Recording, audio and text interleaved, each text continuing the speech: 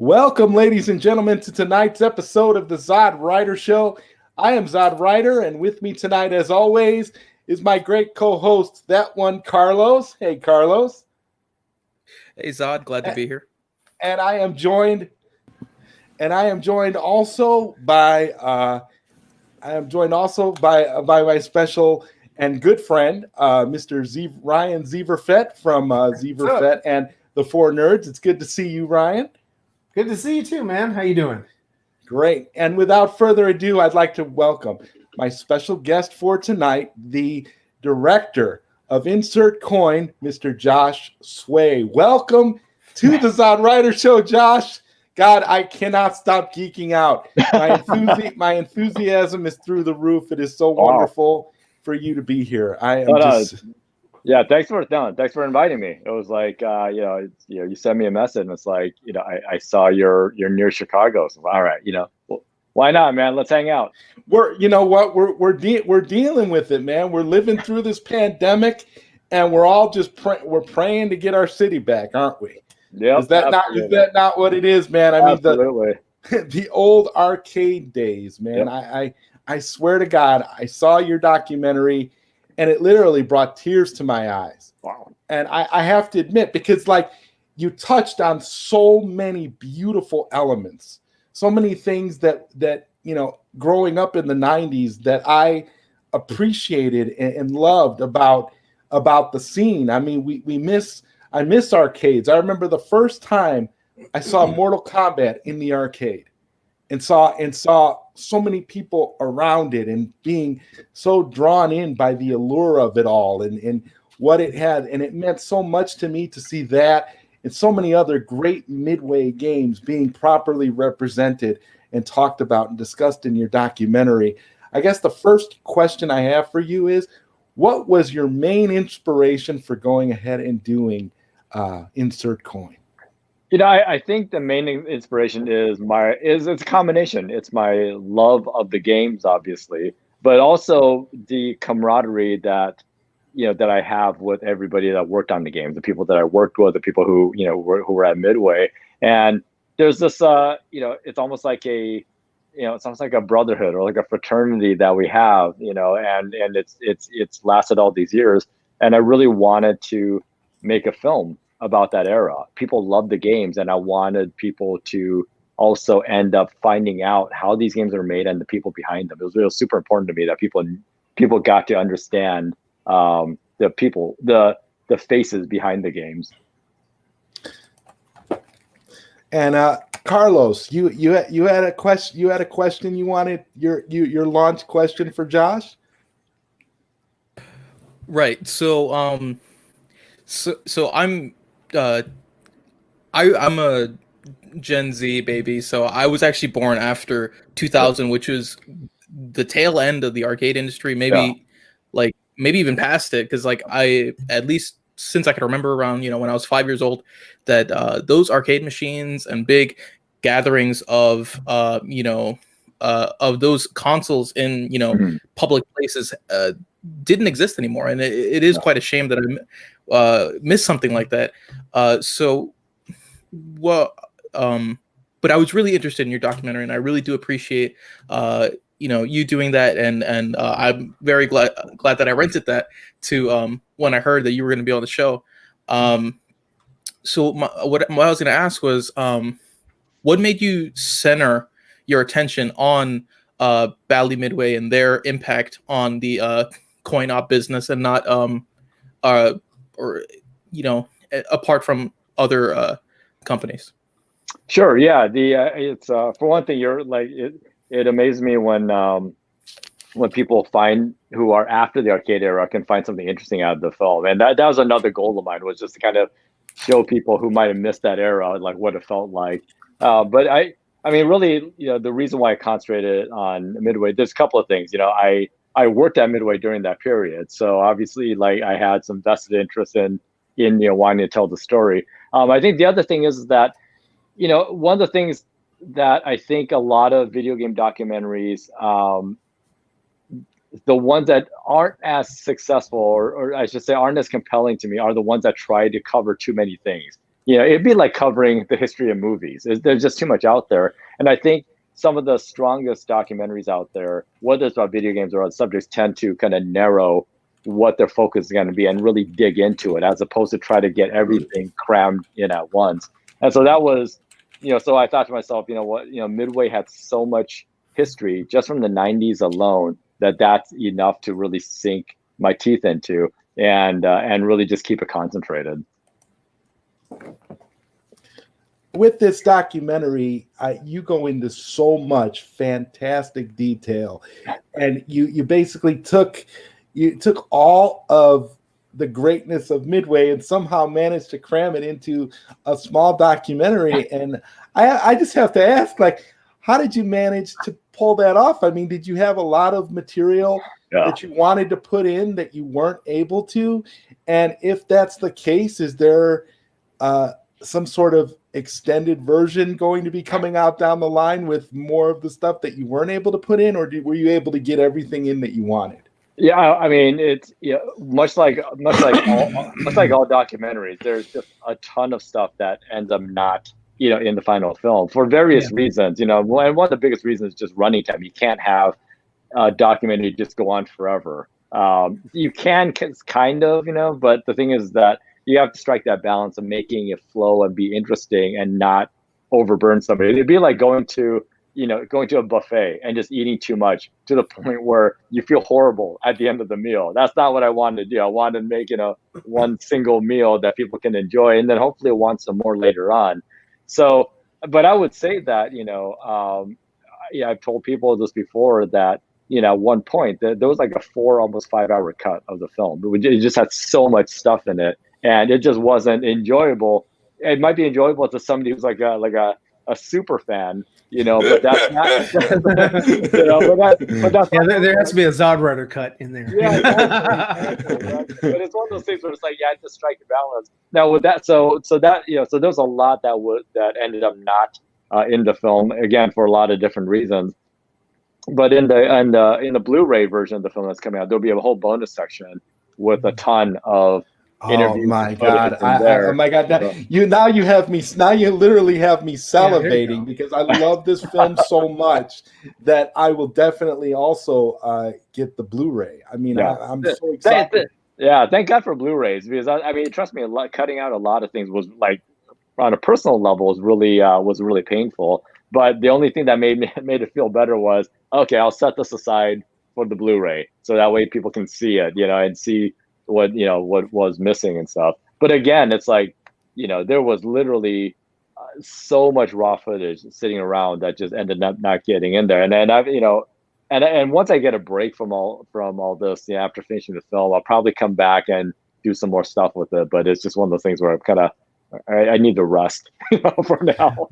Now, in relation to Mortal Kombat specifically, you were not able to to interview Ed Boon for the movie. There were some things that you weren't able to work out to get him in, but you did have John Tobias. Yep. So I was excited about that. I'm working on reaching out to Daniel Pacina as well to talk to him later on, because the original Johnny Cage, who doesn't love him? Yep. So what was it like reaching out to all of those people and reaching into, like, basically the Midway treasure trove and getting them all to come out and talk about this stuff? I mean, was everybody pretty much eager to be a part of your documentary? Yeah, no, it was like, it was interesting because I wasn't sure at first how many people I was going to interview. So I kind of interviewed a core group of people. And then as I interviewed them, certain things would come up that would lead me to other people. And one of the nice things was that networking. Exactly. So after I had talked to some people, word got out about the documentary, and so people were actually contacting me, say, hey, if you need to talk to me, give me a call. There were some people that were a little bit more difficult to get to, but I literally had people calling them, say, no, you should do this. I would convince them to do it. So it was really fun, because it was almost like we've all kept in touch over the years, but it's almost like a little mini reunion every time I would sit and talk with people. And it was really enjoyable. One of the things that I really am proud of in the film is that the interviews come off almost like you're sitting with a buddy at a bar and having a beer and telling stories. And that's the feeling that I got when I watched the documentary. I swear, I was like, "Wow, this is amazing!" Crack open a beer, and there it was. They were all there talking about things that were so personally relevant. At least for me growing up, so I could feel exactly what you're saying, and it just, to me, it was like you conveyed all of that so well. So again, I have to give you props 100% for doing that, because it came out fantastic. And Carlos, Ryan, did you have any questions that you wanted to ask? Because I had some other questions. I kind of wanted to switch gears a little bit. So if you guys had any questions, go ahead.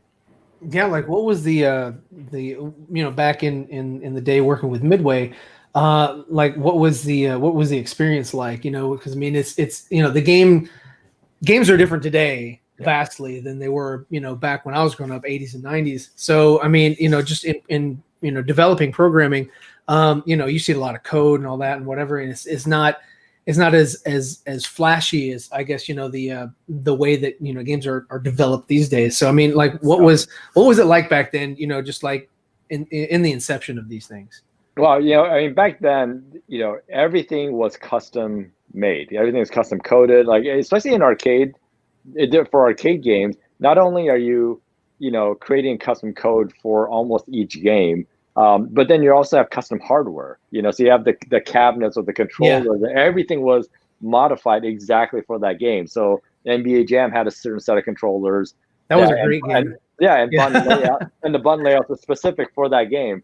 Mortal Kombat, same deal, had its own thing. So it was really interesting in that, you don't get that anymore. Obviously, if you're making an Xbox game, you have one set of controllers and that's it. It's not like you can move the buttons around to whatever feels the best for that game. You have to buy something aftermarket to sort of like, if you want a certain feel, like if you want like a fighter, jet fighter game or something like that, you want to go purchase a joystick or whatever, or you just play with the, with the controller itself. So exactly. I mean, yeah. So you had that, but I mean, it was, the teams are really small, and like, so, nowadays, a game can have hundreds of people around the world working on it, like, the NBA Jam team was like 4 or 5 people. The original Mortal Kombat team was only like 4 people, and so everybody, had multiple jobs. Like when I first started there, I was doing artwork and I was doing a bunch of different things, whether it's characters or environments or props and things like that.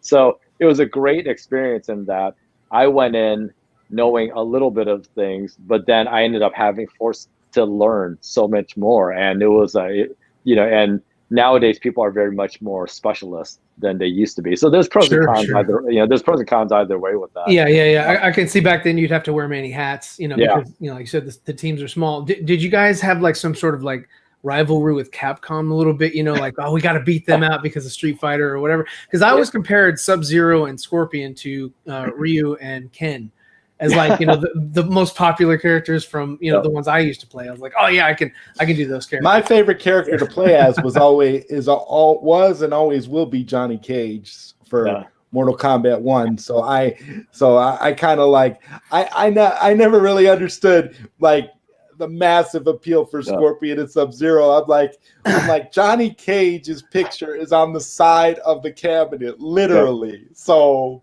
amazing, Well, like I said, for me, it was like, it was so close, or at least Sub-Zero was close to my gameplay with Ryu that I was like, that's an easy transition for me.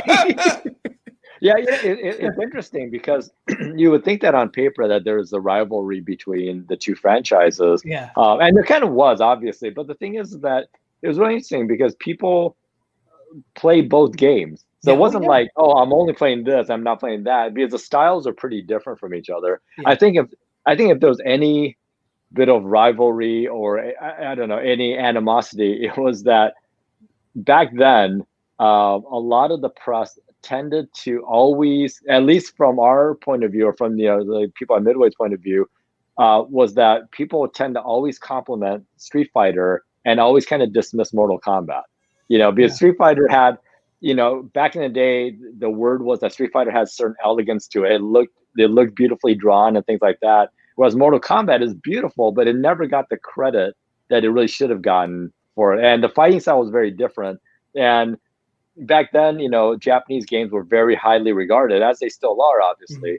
And if you were to like read, the Japanese game press, they would talk about how ugly Mortal Kombat was, and how clunky it felt compared to the elegance of Street Fighter. Yeah. And you kind of still get that nowadays. So that was always a point of animosity to the team. Now, it wasn't like, oh my God, we're so pissed off about it. It was more like, all right, they use that as fuel to the fire to keep improving the game, but also to make it completely different from Street Fighter. It wasn't like, oh, we have to be just like Street Fighter. It's like, no, you know what, we're gonna go in our own direction. So I think that helped him anyways. Okay, and Carlos, did you have any other questions? Yeah, going on to like the perceptions of these games and specifically like Mortal Kombat or some of the other ones you addressed within your documentary, one of the more aggressive ones, as they would put it, like Narc or Smash TV. Like you say that you were working within there during that time. Like, how did you what was your experience in taking in and addressing like the potential uproar that was had when these games were initially released and throughout the years, because there was all these things that even went into like the higher courts and stuff like that, because people really, really didn't want their younger children that are impressionable to be playing this. Like, what was your experience in working through that? You know what, the experience for just the studio in general was that it was pretty much completely ignored. And it was just like let people say what they want to say, let them. I mean, because most of it was really just BS. I mean, it was just like people, like a lot of politicians needed to go on the soapboxes and get points for criticizing things. And it's, we looked at it as this is the same thing as rock and roll in the 50s, comic books in the 60s. There's always something for politicians to want to get behind, to rally, and get some attention for themselves. And it's not that the whole violence in video games or aggression in video games was something that we were ignoring, but we also knew that wasn't the key thing, that like, oh, that's not the magic bullet that's causing all these problems. Yeah. And so the way we looked at it is, what, we're making games to entertain ourselves. We know what lines, can be drawn, where, we don't want to go into things where it's actively harmful for people, but it was on a case-by-case basis. And as all this hoopla is going off on the side, all we did is we just saw sales go up. The more they talked about it, the more people wanted. Yeah. It's like that forbidden fruit, Exactly. And so it was just, again, it's, not to say that we weren't taking it seriously, but we understood that it wasn't the problem that these people were saying it is, So like I said, we didn't, like, as you can see, even to this day, it's not like, we as game developers suddenly changed 180 degrees and went in a different direction. We have a chat here from Johnny Alpha. He says, aka Graphic Vandalism. He says, "Hey Josh, amazing film, man. I had a total ball with it. It was such a wonderful blast of nostalgia." Awesome, thank you so much. Yeah, I my hope was that for people who lived through that era, that it just brings a wave of feelings back of their childhood or their teenhood, however old they were. And it's interesting, like for me, it was a real joy to make, because I got to relive, my early, days of my career. And so it was just an enjoyable journey all around. And Graphic Vandalism continues here. He says, "I'd actually love to see a dramatized show based on the Midway tales from the arcade, like between Halt and Catch Fire meets Brooklyn Nine-Nine." Yeah, no, that's been on my mind. It's definitely, as I was making this, especially with all the stories that got cut. In my head, I'm thinking it's like, this Halt and Catch Fire is just a fantastic example of something like this getting pulled off. So thanks for bringing that up. Yeah, it's amazing because, you're piggybacking off of that, all these feelings of nostalgia and stuff. If we're in the right place at the right time back then, Midway was all the rage. And to me, going back to what, Ryan was talking about earlier, where, he mentioned Street Fighter. I've always looked at it where there were kind of two camps. There were Mortal Kombat guys and there were Street Fighter guys. And people played both. But as far as the rivalry goes, it was just more of people, preferring one particular game over the other. And I was always a Mortal Kombat guy. So for me, it kind of was like I respected the Street Fighter pedigree and liked Street Fighter and was a fan. But I absolutely loved Mortal Kombat and still do. So it's kind of like it's one of those things where I kind of feel like you kind of veer towards one just slightly a little bit more. And Josh, would you be able to talk a little bit about the work you did on Mortal Kombat? You said you did some artwork when you were working at Midway. Yeah. So I worked on a couple of games before joining the Mortal Kombat team, and the very first Mortal Kombat game I actively worked on was the Sub-Zero adventure game with John Tobias. And so I art directed that. And then beyond that, I did a couple of levels for MK4. But before that, and then ended up being a face on MK4. I was like Liu Kang's face in MK4. But then even before that, though, my first cameo appearance was in Mortal Kombat 2 as the face of Sub-Zero. So if you finish as Sub-Zero in MK2, in the closing story, he takes his mask off and they use my face for that. So I got that cameo in the games before I actually worked on the games themselves. But before that, I worked on the WrestleMania game that Midway made, Open Ice, and a couple of other games beyond that. So I worked out kind of all over the place at Midway. Awesome. That is awesome. So are you able to talk about, because I know you have limited time, and so I'm not trying to keep you here all night, but I wanted to ask you, are you able to talk about any of the projects that you have upcoming? I mean, right now it's like my biggest focus has been, the film getting released. It's right now it's on Amazon Prime, and then we're working on the other platforms. So in January, it goes into a wider release. So I've been concentrating on that. There are a couple of documentary subjects that I'm looking into because I really want to do another film. I learned so much working on this one that I figured, let's do another one and just kind of keep the ball rolling. So can't really get into the details of it, but it's like, it may be, one of the subjects is video game related, but there's a couple of other ones that are more pop culture in general related. So we'll see how that pans out. That is absolutely awesome. Well, Josh, I definitely want to thank you for being here. I wanted to respect what you talked to me about earlier, and I'm so happy that you came. This has been fantastic.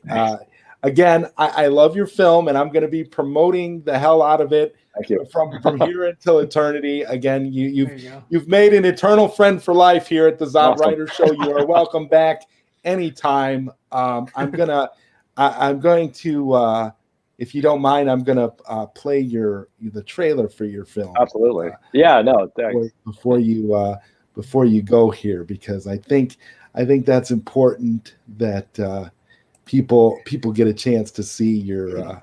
And when they announced the Mortal Kombat movie, you were like, "I'm a shoo-in for Sub-Zero. I've already been in the game." Come on, man! I'll learn some real martial arts. Man. Just get me in there. You need these camera cuts to make it look good. Okay, and so right now, what we're gonna do is just run the trailer, and then we'll wrap things up with you, Josh. Is that okay? Oh, good, excellent. Okay, perfect. Here we go. We're gonna run the trailer.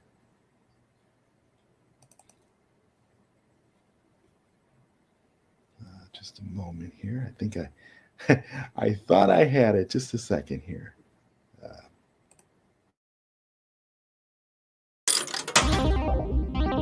Midway is the punk rock, they're like the Ramones or the Sex Pistols of the video game industry. if their game became very successful, you're going to make a lot of money. He's on fire! I'd buy that for $1. I always thought with video games, when you make them, somebody would come with this book. This is what we're going to make, and we start page 1 and we start making it. It was never like that. It was like, so what do you guys want to do? The games are louder, the graphics are more detailed. More blood, more blood. Toasty! What game does that? They've got this game, Mortal Kombat, and you can kill people. Yeah, isn't that really cool? What the hell? We can do whatever we want. We wanted to crush the player. We want to give them a greater challenge. Hasta la vista, baby. This is probably the greatest story of Midway. I call it like the Big Bang of the video game universe. I mean, we went from blank screens to all of a sudden, no one had seen anything like that in a video game. We went to the well too many times. And that was the end of Coin Op. We're going to sue the crap out of him. Sometimes I'd sneak up behind him, guy would take a shot, and I go, ugly shot! Boom shakalaka! He'd turn around and go, hey, you sound like the guy. I am the guy, dude. Mortal Kombat! Narc. T2. The Grid. You know what a game is? A game is 100 of those cool things, and now you have one. We've got the Godfather, the doctor of video games. What do you call yourself? Face. That's good, that's a wrap.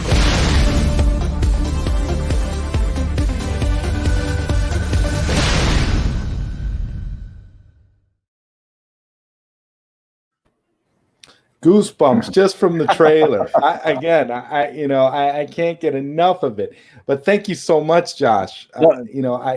Ryan and Carlos, is there any final things you want to ask Josh? I just saw that you were the editor, so congrats on that, man. Thanks. I mean, I do a fair bit of editing, so I know how gruesome that can be. Yeah, and having to take something from 5 hours down to 2, I can definitely. I feel your pain. So. Yeah, no, thanks. Yeah, it got ugly, man. Had to kill some babies to get it during good running time. Well, it was a pleasure talking to you, man. It was a pleasure, and the movie looks awesome.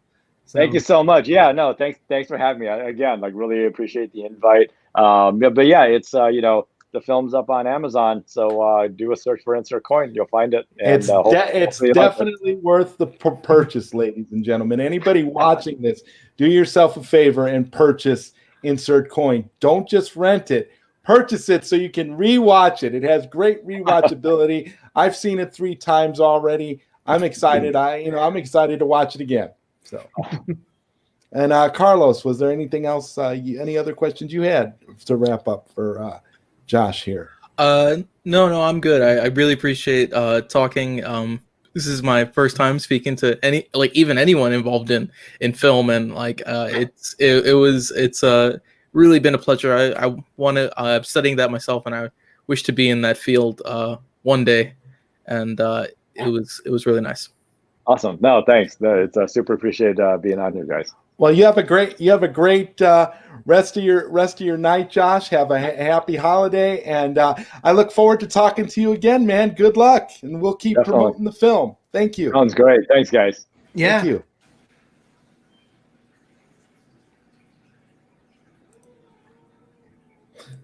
Okay, and with that, we had that was Josh Tsui from Insert Coin. What a fantastic, that was fantastic cool. Filmmaker. I love it. That was beautiful, and we kept it, Carlos, down to the 30-minute mark. We're right at the 30-minute mark right now. You see, that's the thing. I keep my promises when I tell a guest, when a guest requests a specific time, and we do it. We got it down. It was nice and clean. We got some good questions in there. Ryan, I really appreciate you being here.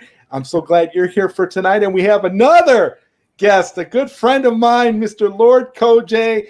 Kojay, it is always a pleasure to see you. What's up, man? Yo, thanks for having me. I didn't know who you were having. When I came in and I saw it, I was like, oh, you have Josh Tsui? Oh, wow, that's cool. Josh is amazing. I couldn't believe it, man, when I asked him to come on, how enthusiastic and willing he was. It just was fantastic to me. And I tell everybody, when you want to reach out to any kind of celebrity, a filmmaker, an actor, an actress, you make your connections and you make your case through whatever means you can, through social media, through email. All they can do is say no, when you ask them. Sure. if they can't do it. But in my experience, I've always been really, really successful with connecting with people. Pretty much anytime I've wanted to get somebody on the show, it's never really been a problem, because I'm always willing to work with them, even if they can't do it for the initial date that I ask, or they they need to reschedule. It's really never a problem. You just always want to be open so you can make good things happen. So what have you been up to, Lord Koj? What's new and exciting, man? Just work and trying to catch up with all the good news of Snyder Cut and everything. I'm staying with my sister. One of our family members has COVID, so we're all one of my family members has it too. I had a recent death in my family. I'm sorry, last week from somebody who was a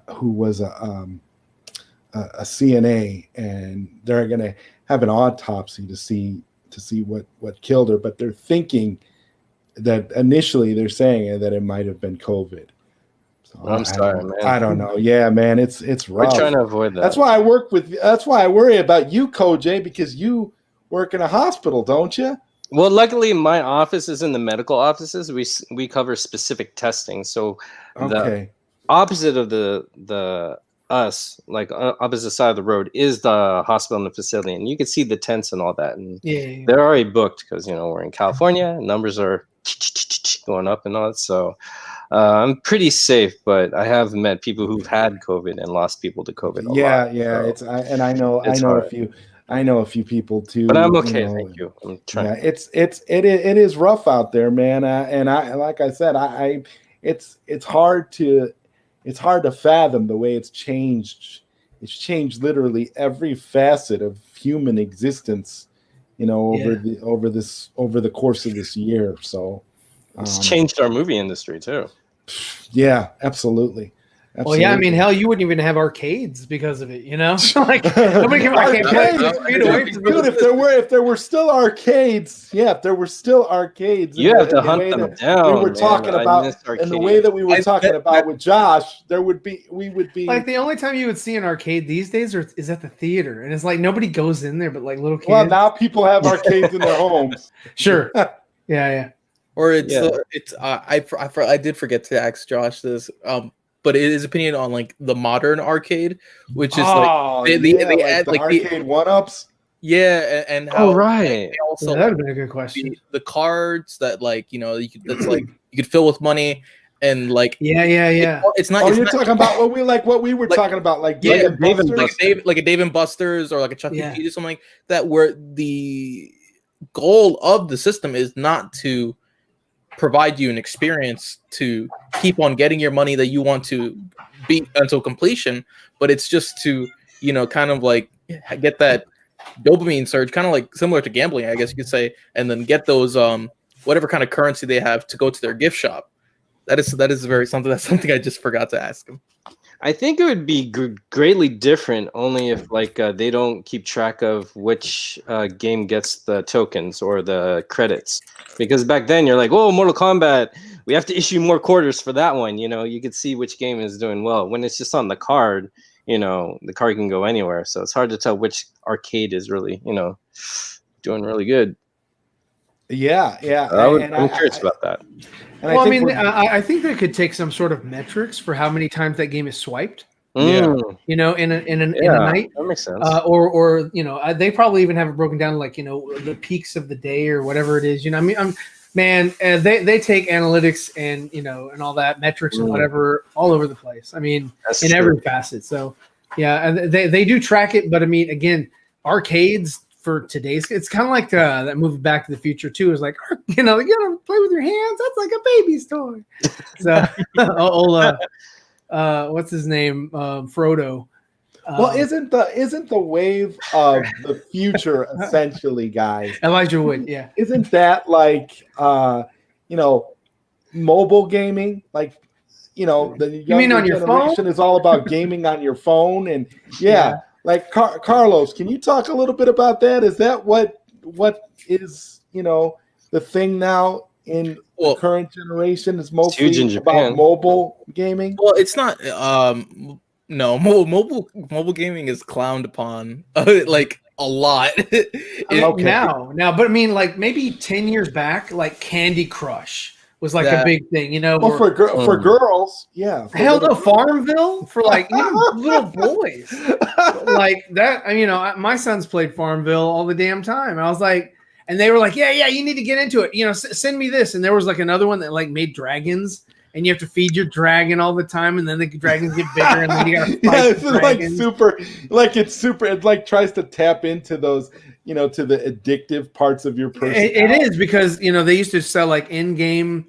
It was like in-game currency. You'd buy in-game currency, and then you could buy a certain type of dragon or something like that you have to grow, and you have to feed it constantly every day for it to get bigger or whatever. And you could buy an amount of food or whatever, and then it would like jump to the final form or whatever.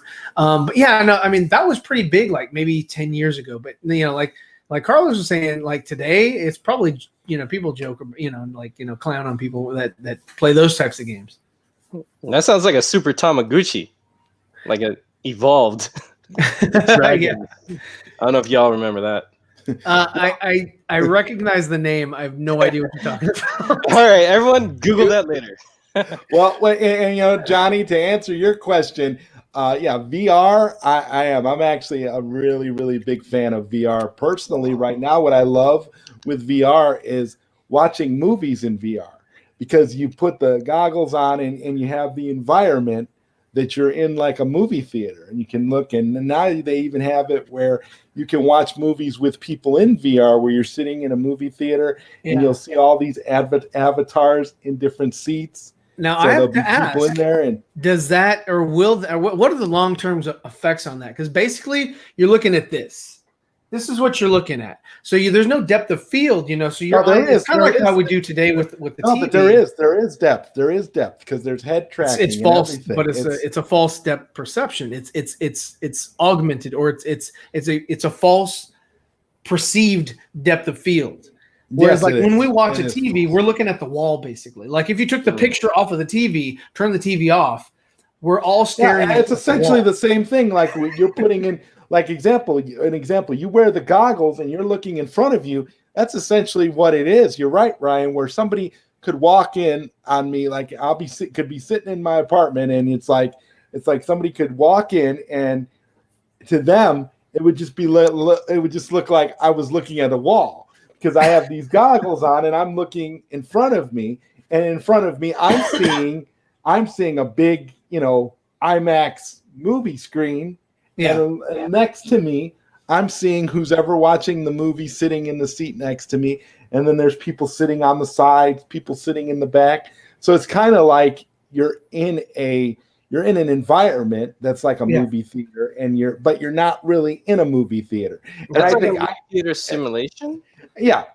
Okay. It looks fantastic. I mean, Kojay, it's like you look around, you even see like the lighting of the movie theater, and if you look behind you, you can even see the booth where the projectionist is showing your film. So it's really fascinating. Like I will say that I've rented a couple of movies in VR because they have like the 3D effect too, so you can watch an example, you want to watch a movie in VR. At least in my experience, the trick is you want to watch something that's under 2 hours in VR, just because the headset is a little rough on the bridge of your nose, and you're sitting there, and it gets to be a bit much after a while. It's not the most comfortable way to watch a movie, but it's definitely enjoyable in terms of simulating the environment. I mean, I'm not a big fan of like games in VR, because I think gaming in VR right now is a little bit too much, but I do like the movie theater element.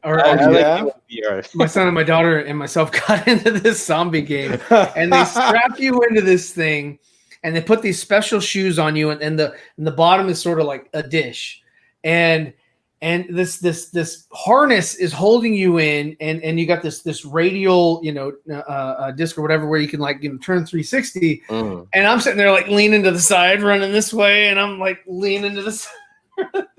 I was like, and you got your gun or whatever, and you got your helmet on, and it's total 3D experience, and you're trying to move and run, and it's like, I'm sure that like the workers that work there are like, these guys are idiots, just because you're running in place, but you got all this funky stuff on you everywhere, and it's just and it's so clunky.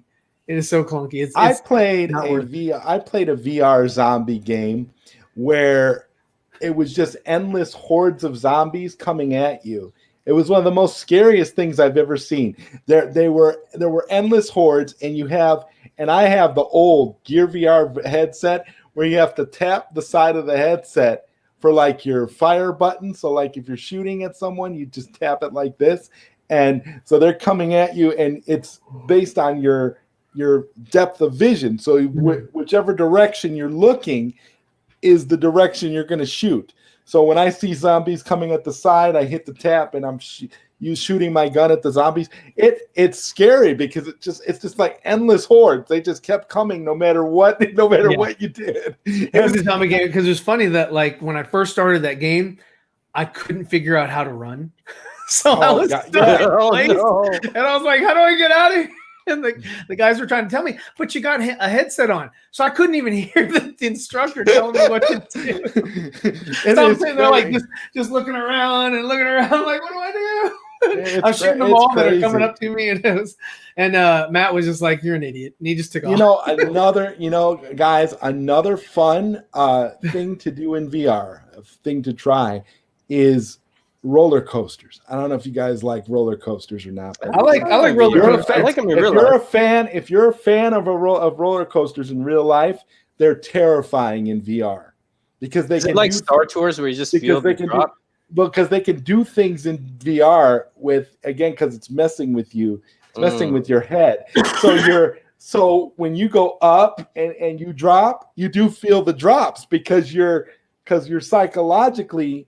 You're looking around and you're seeing the seat. Yeah, and that's what it's like. You're actually so for me, that's another thing that VR absolutely knocks out of the park.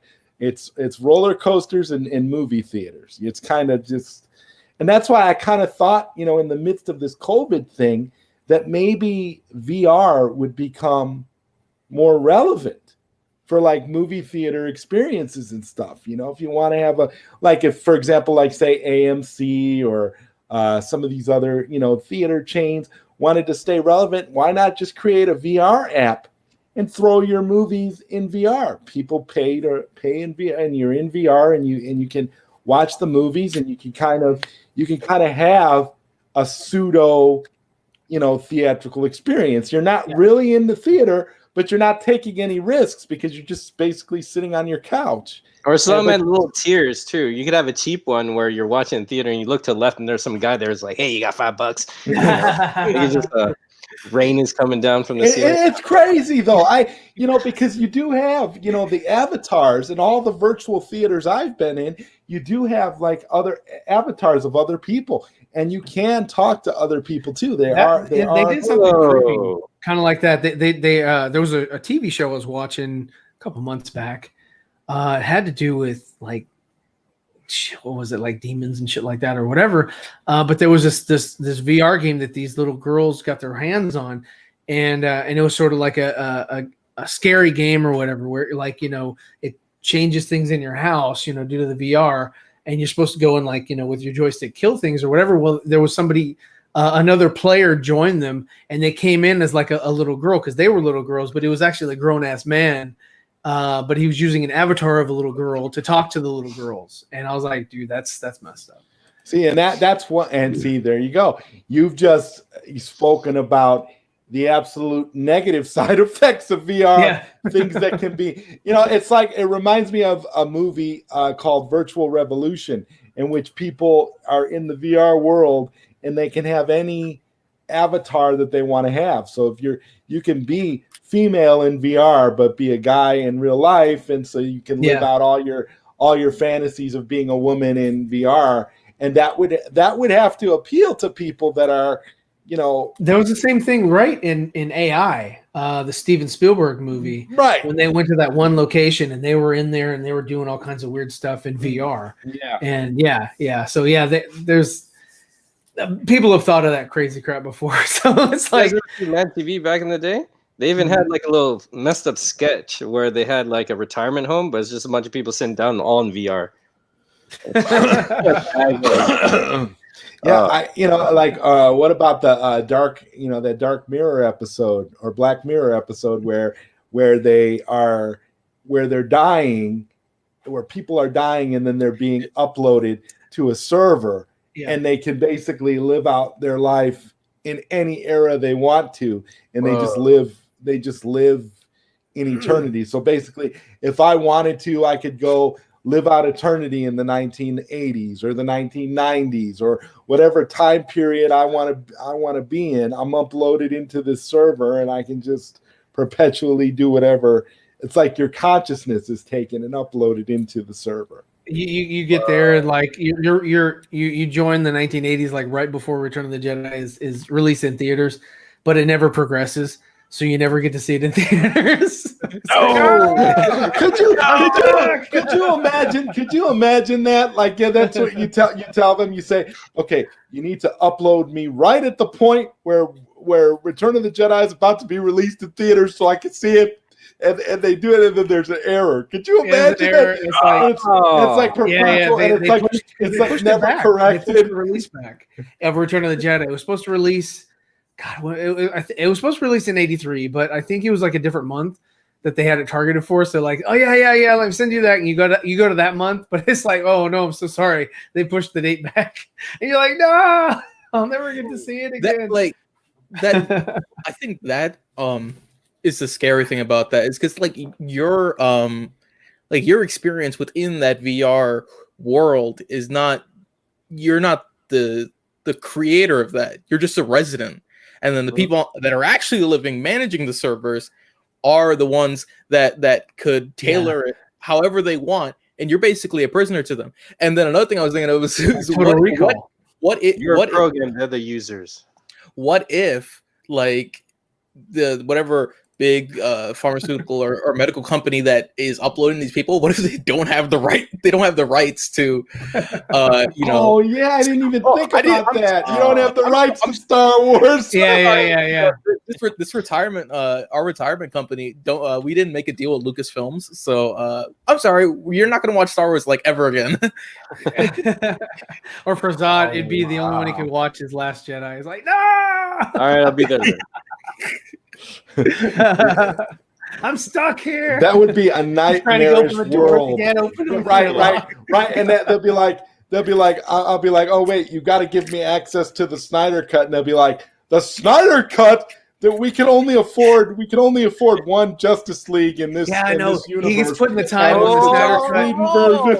He gets put in there where it's like, there's not a cut. I was like, no, there is. So I'm wearing this T-shirt that says, "The Last Jedi is not canon." So if I was thrown into a world where the only Star Wars movie I could watch is The Last Jedi, I would be perpetually committing suicide. No, like Groundhog Day. Yeah, like Groundhog Day. Yeah, because you because that movie is.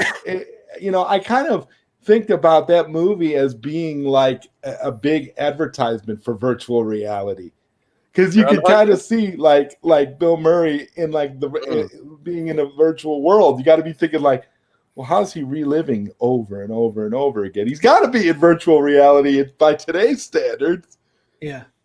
What I'm just surprised about is that when it comes to like these like dystopian perspectives on VR and or like these cinematic interpretations of how VR would be in the future, sometimes I just feel like they always go so small. Like it's always so so like not looking big enough, because at least for me, if I was gonna upload myself to VR, it's like, I want the superhero package, I want access to all the superpowers, I want console commands, give me the whole 9 yards. Well, yeah, you'd be Neo from the Matrix. Pretty much. Yeah, so like I think if we can go to the to a point where we have and we're talking about nice young healthy people that are playing VR, like if we could go to having harnesses strapped to the ceiling so we could actually elevate ourselves above the floor. We had omnidirectional treadmills and stuff. I think that those are possibilities, and that we'll go more into like the Ready Player One side of VR, and not necessarily the we're just gonna turn off your brain and just transport you somewhere else. You know what I mean? Kind of like having like a chip in the brain to access the VR world. I think it's going to be more Ready Player. But don't you think that's where we're headed? Where we're all going to be chipped like pets? Well, yeah, I mean, they're slowly integrating that, and making it the standard, the norm. Chip your dogs, chip your cats so you can find them. Chip your kids so you can find them. Demolition Man's the future. So yeah, I mean, but is it Taco Bell or Pizza Hut? That's the question. It's the 3 shells. It doesn't matter what you eat, you have to use the 3 shells. So, but yeah, no. So that's where they're going, because I mean that would help with them with the census.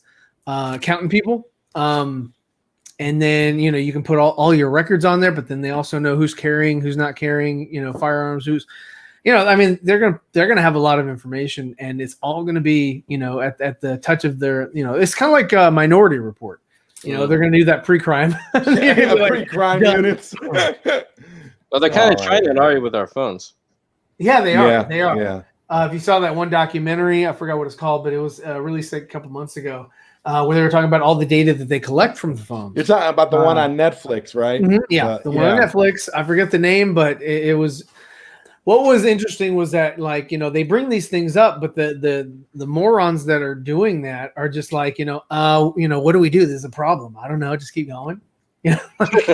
Okay, that's the solution. Okay, but yeah, no, I mean, it's just, I don't know, the whole Silicon Valley thing or whatever, you got people just like developing all kinds of crap, man, just to capture money information about you, your likes, dislikes, your habits, all that kind of stuff. It is kind of alarming, especially with the GPS. Well, yeah, that too.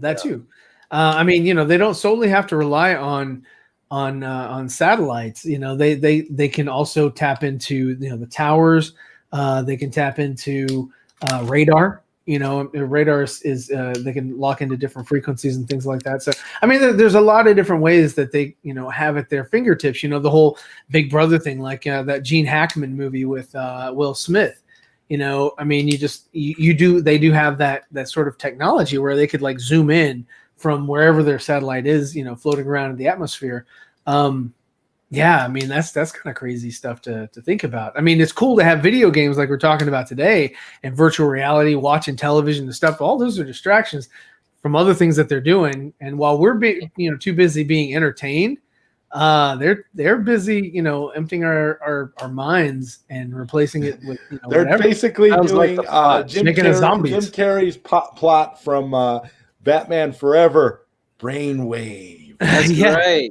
Take back that plot and put it with Truman Show.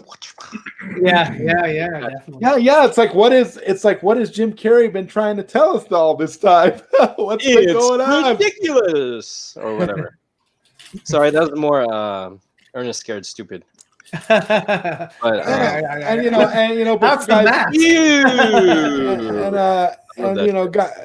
guys, before the good eye. What's up, Barcelona?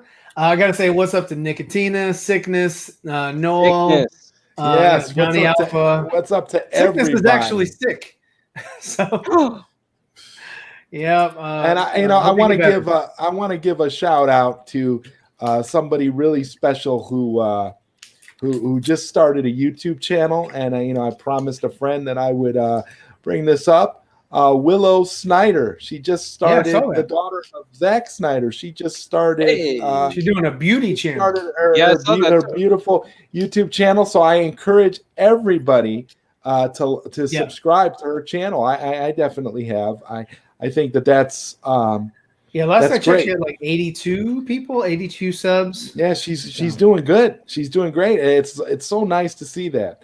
I hope it's successful. It's wonderful. Oh, But yeah. here's the link for anybody interested in subscribing to Willow Snyder's channel. Nice. I could use beauty tips. Yeah, we all could. Yeah, we all can, right? We all could. I need except Ryan. I need to tone it down some, just to, except Ryan. there's You too need much to- going yeah, on you there, need to tone bro. it down. Just shut up and smile, Ryan. Yeah, right. It's just, but it is. It's this whole VR thing, and we could also get into a little bit about augmented reality. That's another part. Mixed with where it's basically VR mixed with reality, where you don't really need a headset. Sure, It's kind of. you just kind of walk. See, you They're look, saying look that at in your the future phone. that's how people are going to work. Yeah, I'm sure that's they'll how- have that like Apple Glass or whatever that they tried to put out there a couple years ago, and you'll just have this augmented stuff going on around you and whatever. It's like, I don't know. I mean, it's cool and it's got benefits to it, but there's also, you have to think about it. It's like, what can the porn industry gain from that? Because that's who controls everything. The mop It's like, industry is going to go up. which way did they go? Beta or floor. VHS and why? VHS one because of porn. Yeah. DVD and also Blu-ray. Blu-ray. Now that you've got deep fakes, you can do little cool little small deep fakes for like Luke Skywalker, but they got deep fakes for all kinds of crap with, again, porn. It's all about distraction and sex is a big distraction. Sex is also a big part of virtual reality. They've made a whole watch genre. watch sex and find out where sex is going, and that's the future. Because if they can monetize sex, then that's the direction that everybody's going to go. And then what they do is they're like, okay, well, now that we got the sex thing locked down, what can we do for children? What can we do for the masses? It's sad but true. Everything's based around procreation. Yes. I think it's more not procreation, which would be awesome, but it's more wrapped up with lust and one desire. part of it. Yeah. The beginning. Yeah.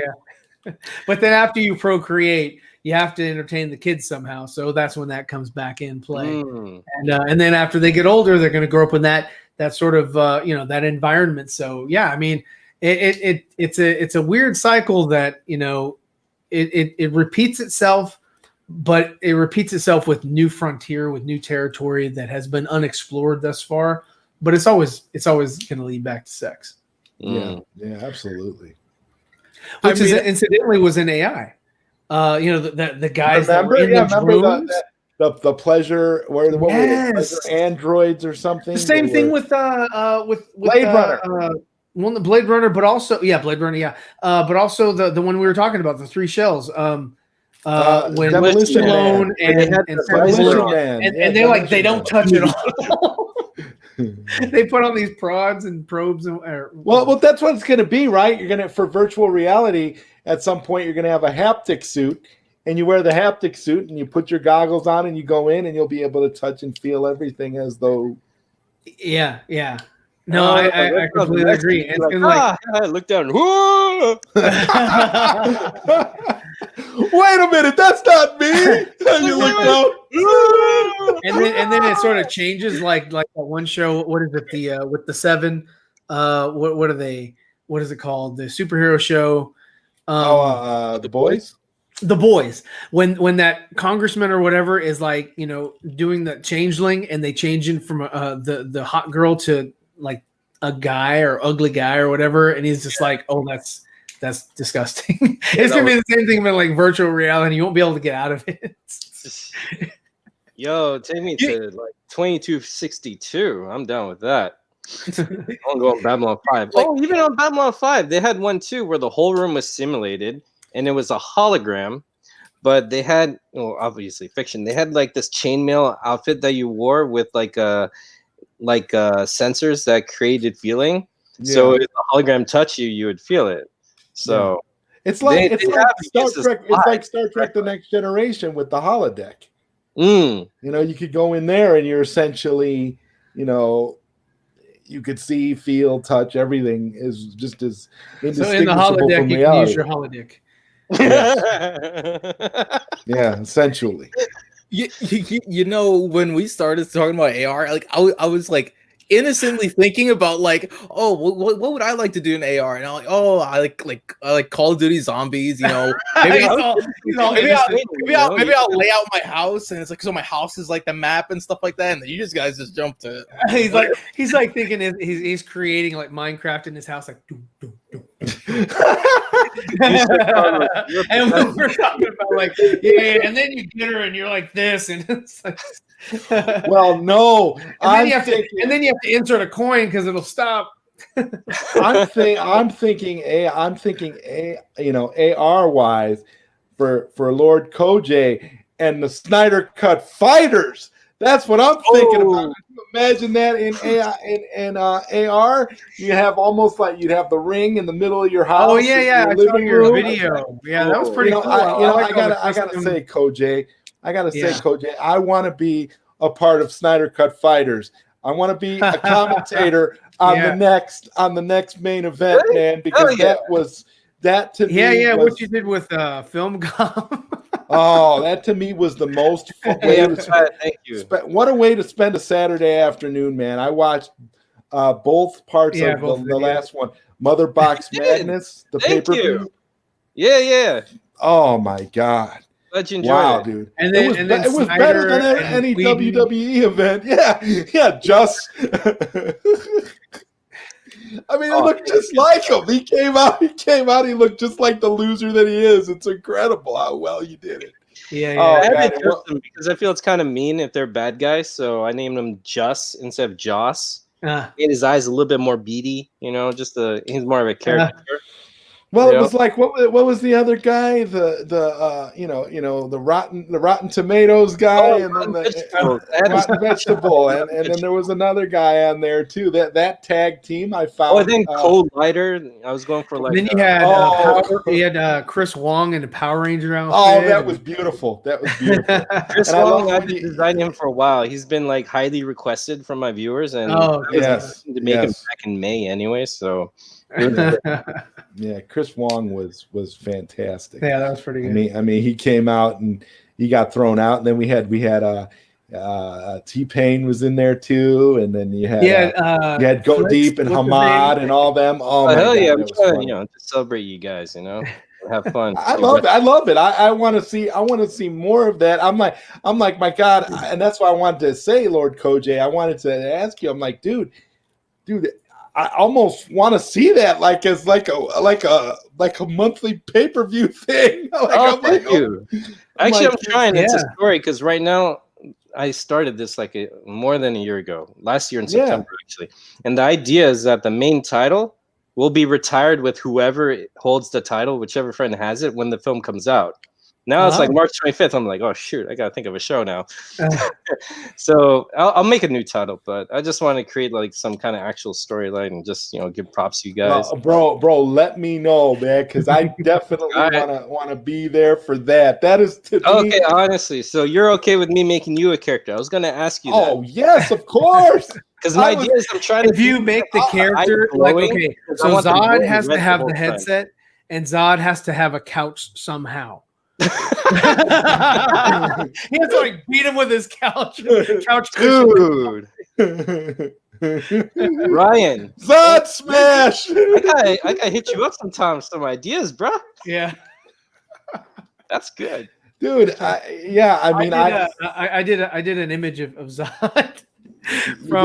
You did that my family still talks about to this day. They're like where he's general. You remember how in Superman 2 more? the Kryptonians like redid Mount Rushmore, and they changed what was it? Washington's face was Zod's face, so I changed it to Zod's head, and I gave him his headsets. You always see these headphones that are just like, beating out. Yeah. Oh, it was great. It was great. That's dope. Good times. Take care, sickness. Thank you for watching. I love it, man. I'm so glad you were here. Yeah. Chris Wong should like do something with like a hot dog or like, shooting people with mustard, or condiments or something. he got thrown out of the battle royal so quickly that Chris Wong. I'm like, So how I make these matches? I make it with the AI. I just let it randomly go. Okay. But if the match is whack, like sometimes it's just boring and sometimes it glitches and they're just staying there for a second. Oh yeah. So I just redo the match and let the AI do it again. And the first time, that was actually the second run. The first time, Chris Wong runs in from the ring. He's like, and I think Ben W was fighting someone. And Ben W just does a roundhouse, hits Chris Wong, and he falls back on the other side. He was literally in there for like Santino record time. I was like, oh. Yeah, that's a horrible way to come in. I was like, I can't do it. My favorite match of that pay-per-view, Lord Kojay, I have to say, was the women's title with Fiona, Sasha Banks and Fiona, and you were like so awesome. You're like, that was so intense. I need to be held. At that moment, I was like, this is just as good entertainment. This is the best wrestling entertainment I've seen in years. I haven't seen anything this good since the old WCW days. I mean, it's with people that everybody sees that they're familiar, and it's funny to see them in these situations that they normally wouldn't find themselves in.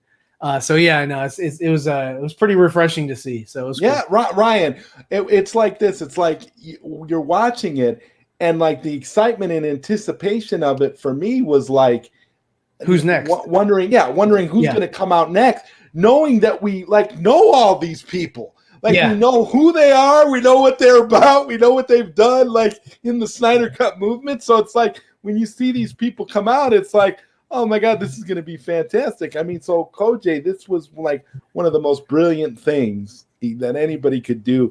And the fact that you put so much detail and time and energy into it, and the commentary was just like spot on, perfect. Too. Yeah. I was just like, man, doesn't get any better than this. Thank you. That means a lot. Kojay, I even ordered a pizza, and I was sitting there eating pizza and slugging down beers while I was watching it, like I would a regular pay-per-view event. So I got to give you credit, man. That was fantastic. I'm glad. Well, I hope you look forward to new ones coming out. I'm just taking a break because it's crazy. But yes. Yeah.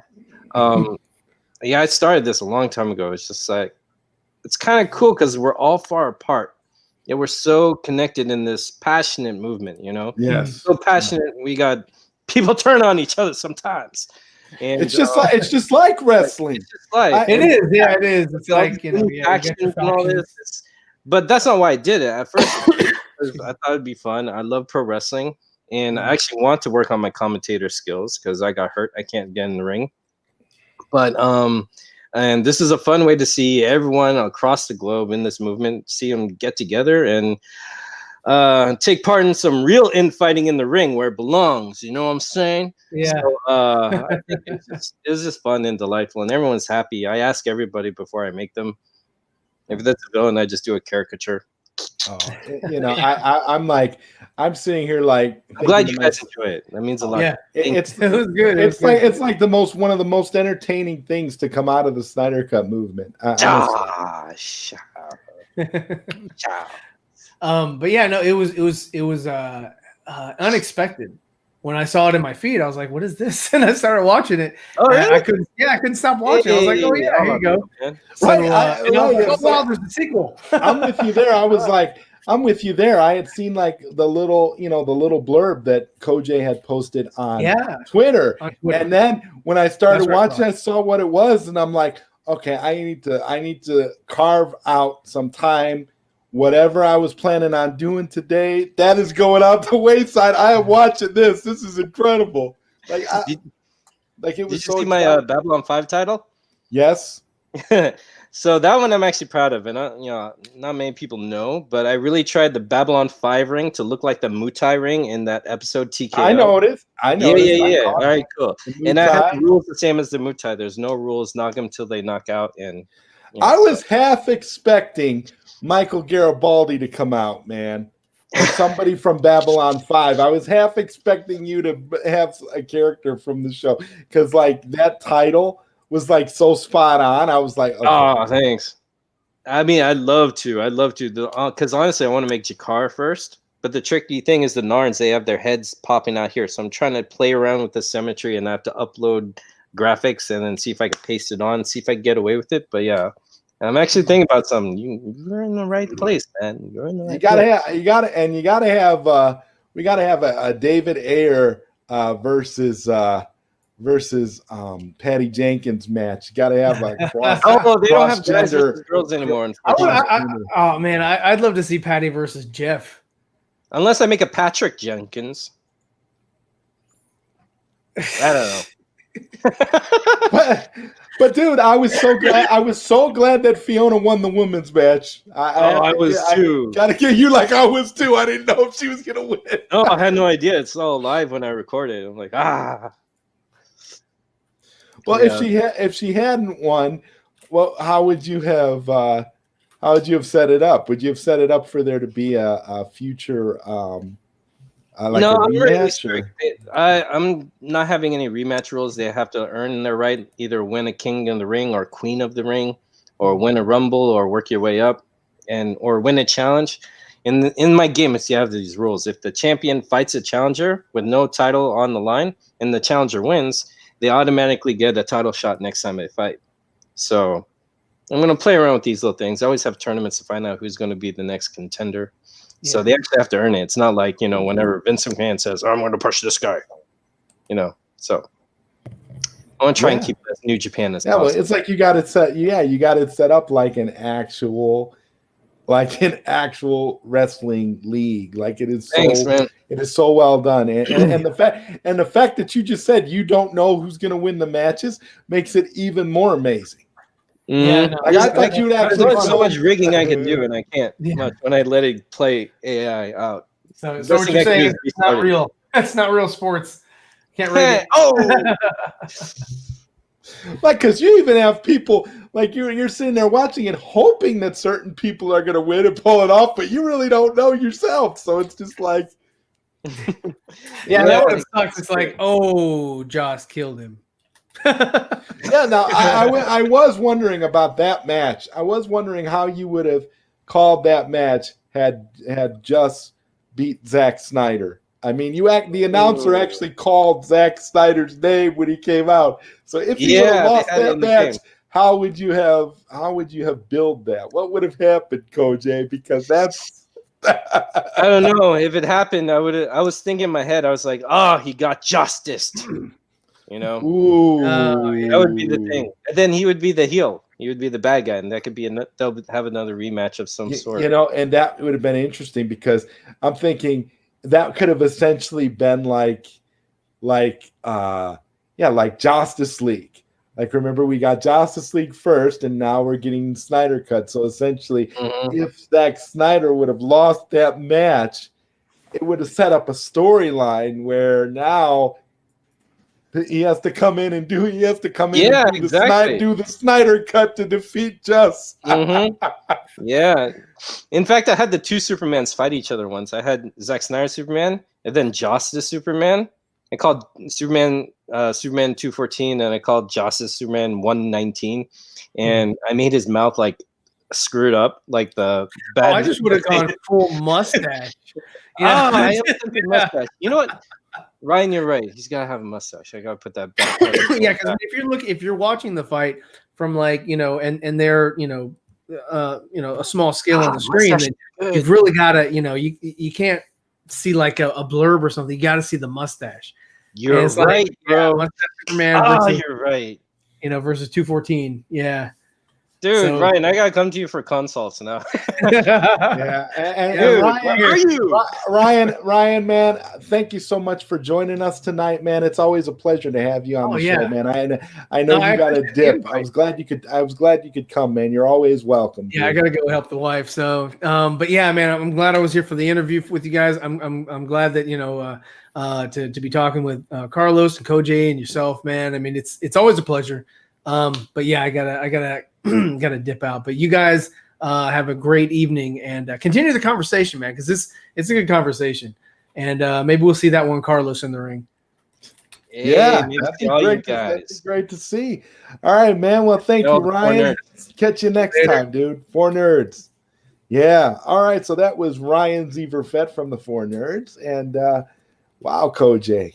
Yeah, man. It's been all about Snyder Cut Fighters. So you got to give us something new. You got to tell us, man. All right. What can we look forward to with Snyder Cut Fighters? Okay, well, actually, I'm glad you asked.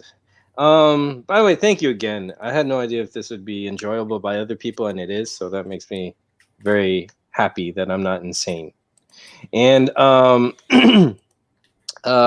thing I do have in mind, I was hoping to get until life got crazy in the holidays, but I set out some tweets of Snyder Cut Fighters Vengeance.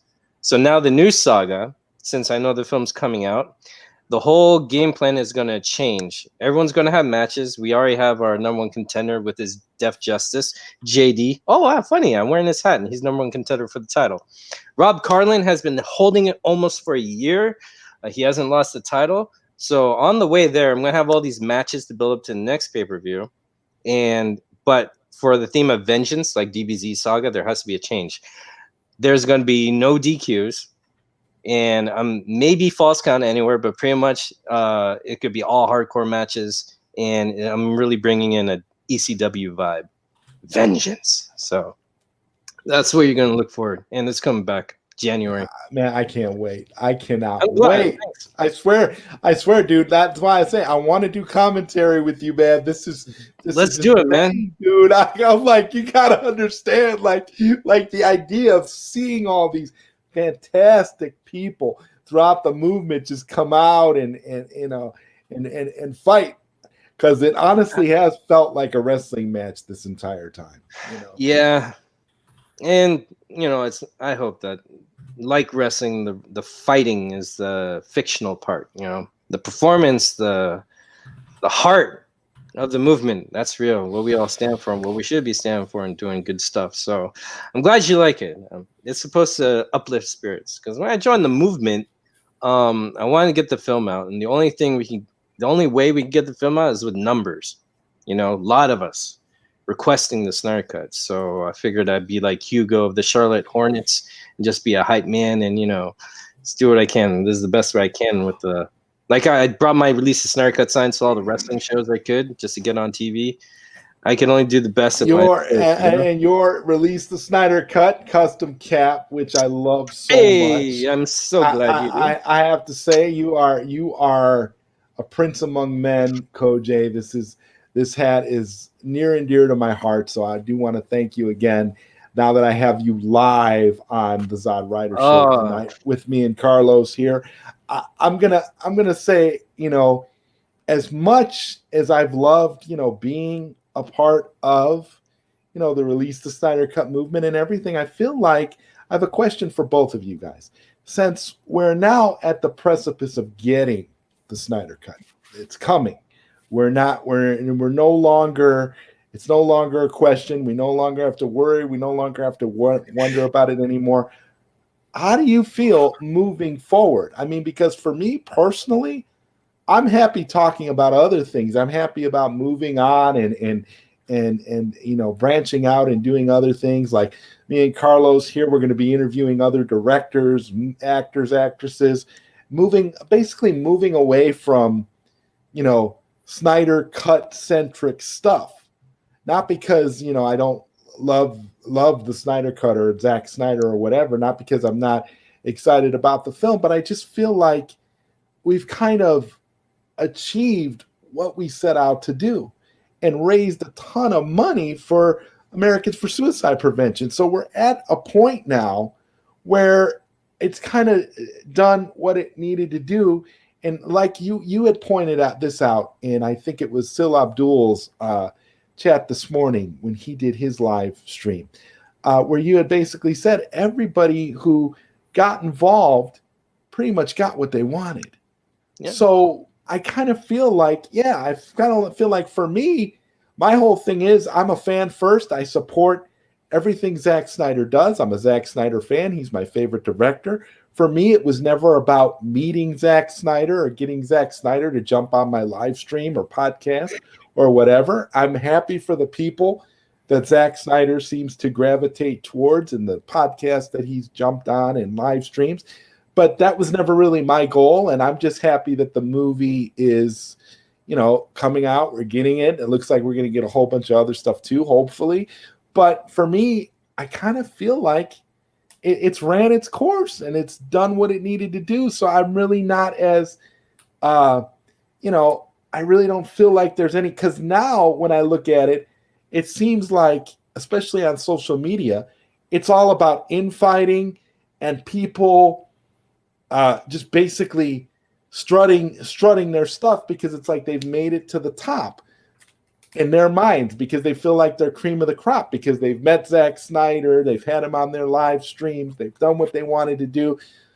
But I kind of feel like there has to be more in terms of who you are as a person and who you are as a personality. And like, I will forever be grateful for all the friendships and things I've made over time through Snyder Cut. And again, I'm looking forward to, joining you, Kojay, with Snyder Cut Fighters and all that. And like I said, I will always have a love for it. But as far as like the fandom part of it now, like the community part of it now, it just seems like it's just gone in a completely bizarre direction. And I don't know how you guys feel about that. So let's start with you, Carlos. How are you feeling now about the Snyder Cut community as a whole? Now that we're finally getting the film. Right. So I've always known about the Snyder Cut, and I always had a fondness of like Zack Snyder films and whatnot. But I haven't really joined into like actively participating within the community until about just a few weeks before the actual Snyder Cut was announced on May 20th. So I can't say I've been here since day one and stuff. And since then, I haven't grown in popularity. I don't have a big bolstering YouTube channel and stuff like that. So I'm speaking from a very audience, like a very observer perspective, an outside perspective. That's what I mean to say. Yeah, it's like, look, I'm passionate about this. Other people are passionate about this. I just don't think it should be your identity. That your sole purpose for being on any platform and the content you create is just to push that. And if you want to do content about it, that's totally well and good. It's just I'd love to branch out and discover new things. Like with Insert Coin right here, I was so happy that Zod last week told me about it, and then how we had the director on to do a short interview, and it was very nice researching that and getting into the world of the 80s and 90s coin op business. So for me, one of the highlights there, just quickly to piggyback off of what you were saying, one of the highlights on that level was just watching the film with you. I appreciated that so much that you and I were able to sit down and watch this film prior to the interview. So I just wanted to mention that briefly. Yeah. So I speak from an outside perspective, and it's I'm happy for the passion. I like the passion, I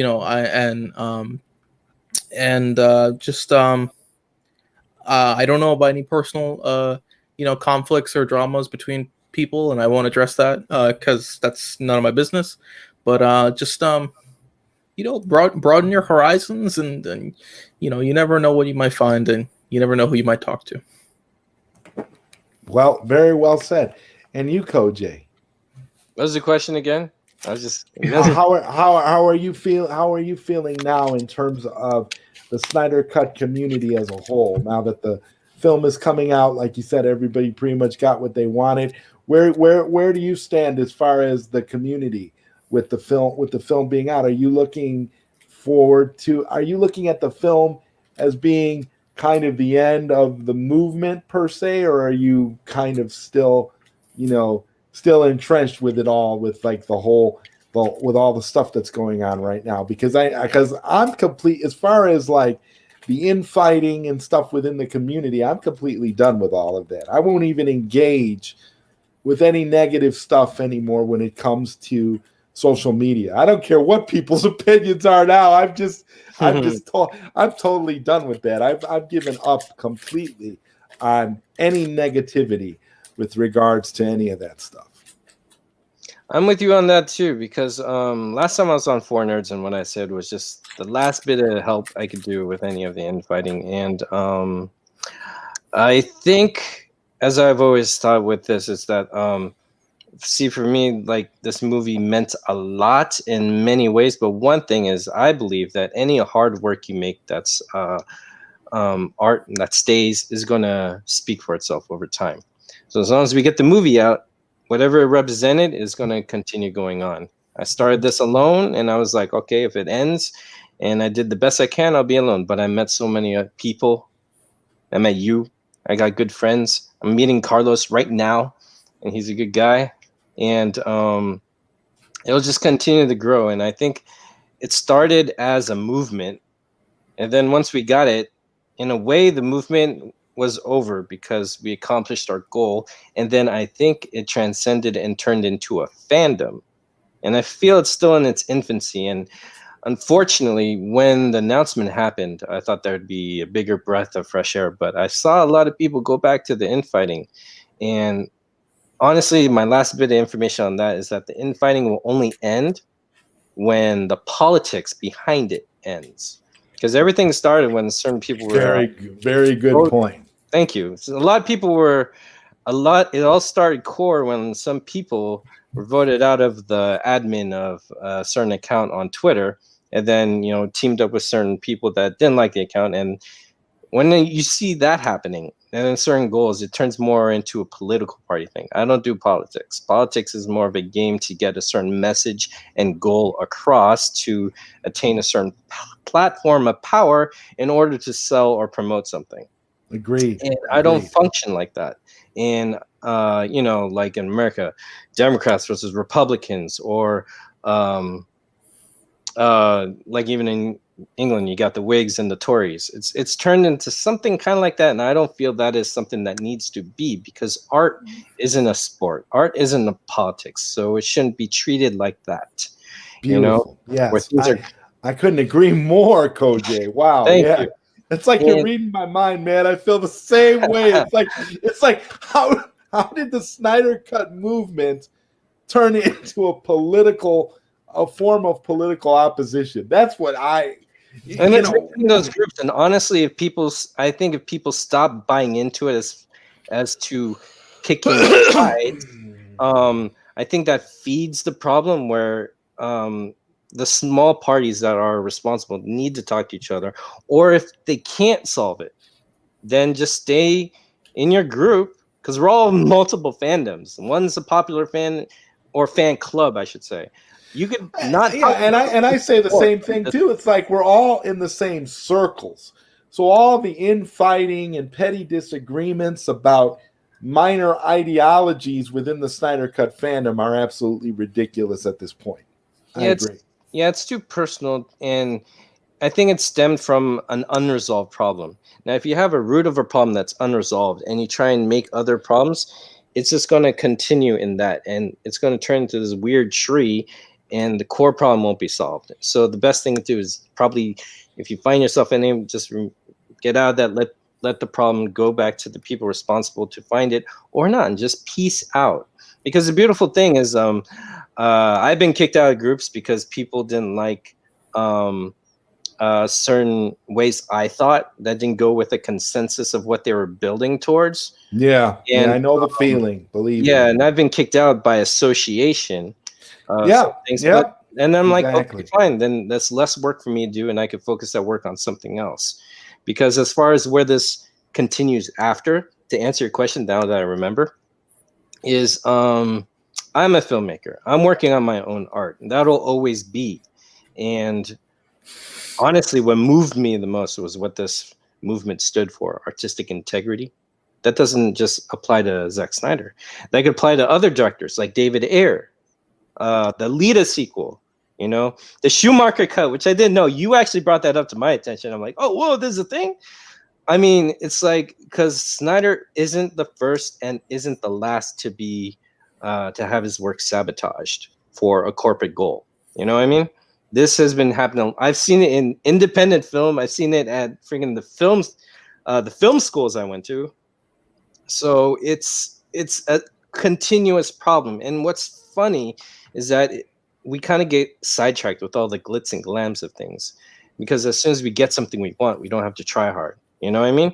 And I feel like standing up for mental health, artistic integrity is a lifelong commitment, because as soon as Snyder Cut was announced, a few days later, my favorite pro wrestler takes her life to suicide because of cyberbullying. You know what I mean? It's like a wake-up call. It's like we actually have a lot more to do. And the best way to make that change is if we change ourselves and our interactions with people, it'll improve. But the thing is, we get sidetracked with, or starstruck. Ooh, I drooled there. Or we get starstruck or something, and you know, we just lose sight of things because it's like, oh my God, Zack Snyder.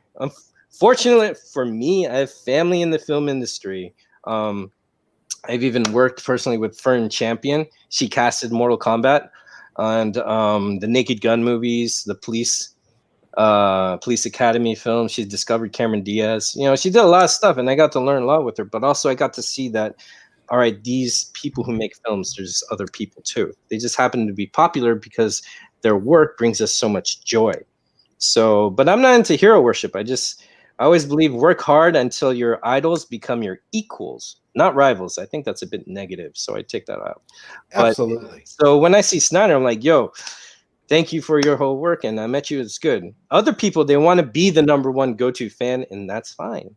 The thing is, you can attain that. Just you don't have to hurt other people to get first in line. Right. You don't have to hurt other people just because of that. Exactly. And and just because you feel like you are special now because you happen to know the director, or you're now on you feel like you have a personal relationship with the director. Yeah, it does not mean that you have to look down upon others. So I'm in complete agreement with that, because to me, like I said, it was never about getting to know Zack Snyder in the first place. Fighting for this cause was out of artistic integrity and for suicide prevention. Those are the most important elements. Everything else is secondary. And that's why I say it's cool that people are getting to meet Zack, and that they're and that Zack is jumping on people's live streams and stuff. But don't make it where it just becomes just about that. Because if that's all you're about, then that's a one-dimensional thing. Because then what happens once the Snyder Cut is released? And then he moves on to another project. Where do you go? What do you move on to next? Because Zack Snyder is going to have other projects. He's going to have other things in his life that he's going to be working on. Are you just going to, latch on to whatever Zack is doing next, or are you going to have other things that you're going to do? And that's what always worries me about all of this stuff. And that's why when I look at, like, for example, when I look at what our good friend Mr. West Ashley is doing, when I look at the things that he's doing, where he's my boy where he talks about Zack Crack, that's what he means. He's talking about he's trying to get people to look at where look beyond being starstruck and look at what else there is. Look at the bigger picture. And also, if you need like a celebrity to validate what you say and how you hold yourself in a way that's unhealthy too, because that creates codependency that's anti your own self-love. Yes. I love who I am. I love who you are. I love who you are. People watching this, I love you. It's just that if you're great on your own. And if you don't feel like, if you feel like someone got to say and create, do it, because then that's your own. No one can take it from you. And if someone takes it from you, that's like a justice thing. So we got to do what we can to support each other. We got to do what we can to support you. And that's why I say we're sitting here. We're the type of people that would support anybody that this was done to if we knew about it and we could do anything to help, because that's what it's about. You don't want to see somebody get their art taken away. You don't want to see them, have to go through what Zack Snyder went through, because like you pointed out, Zack Snyder isn't the only filmmaker that this has happened to. This has happened to a lot of different people, and it's a rampant thing, and it's a part of the creative process, unfortunately. And Barcelona B makes a wonderful point here. I've had it on the screen forever. It says, I think people should branch out more. Maybe we should work more on getting other fandoms closer together, like the Star Wars fandom. I completely agree, Barcelona. Beautiful. Thank you for bringing that up, because that is an excellent transition into the next topic that I wanted to bring up for Carlos and Kojay here and the rest of you that are watching the show. To your train of thought. Okay, go ahead. The one thing I do not like, the one thing that did piss me off the most in the politics of the movement, is when people started boycotting other charity events. That was too far for me. I've been heard. I didn't hear about that. It's been happening, because I remember like all sides actually, or whatever. And people would say, "Oh, I'm not supporting that charity event." I was like, "Why? It's AFSP." They're like, "Oh, I know who organized it." And I was like, "Okay, fine. Well, you could not buy it, and you could still support." It's like partisan. It's like partisan politics, man. Yeah, I've bought like what you were talking about. It's become political. Yeah, and that's AFSP. The message, the goal, artistic integrity, because the emotional value to whatever political agenda within the movement has surpassed the Snyder Cut. Yeah. That's what got us in the That's the problem. I mean, that is right like there. People are fighting for Zack Snyder, but they're justicing each other. Yes, you just hit the nail on the head. You just, Kojay, I wish I could put that on a t-shirt. What you just said is like the perfect, encapsulates this entire thing. Oh my God, that was brilliant, brother. Thank you for saying that. No, but that's exactly right. They're justicing each other. That is so wow. Screw like, these guys. Screw these guys over here. Yeah, screw these guys over here. If we didn't come up with it, we don't want anything to do with what these guys are doing, because these guys are weirdos, or these guys don't believe what we believe. So you know what? They are not real fans, right? Isn't that essentially what it all comes down to? But it's so personal. And for some, there's like this deep-rooted hatred that makes absolutely no sense. And I know exactly what you're talking about, Kojay, when you talk about being excluded from groups and being excluded from stuff. Yeah, it's like, listen, I'm very outspoken. I say what I feel. I say what's on my mind, and a lot of times that gets me, excluded from a lot of things. I don't get invited, brother.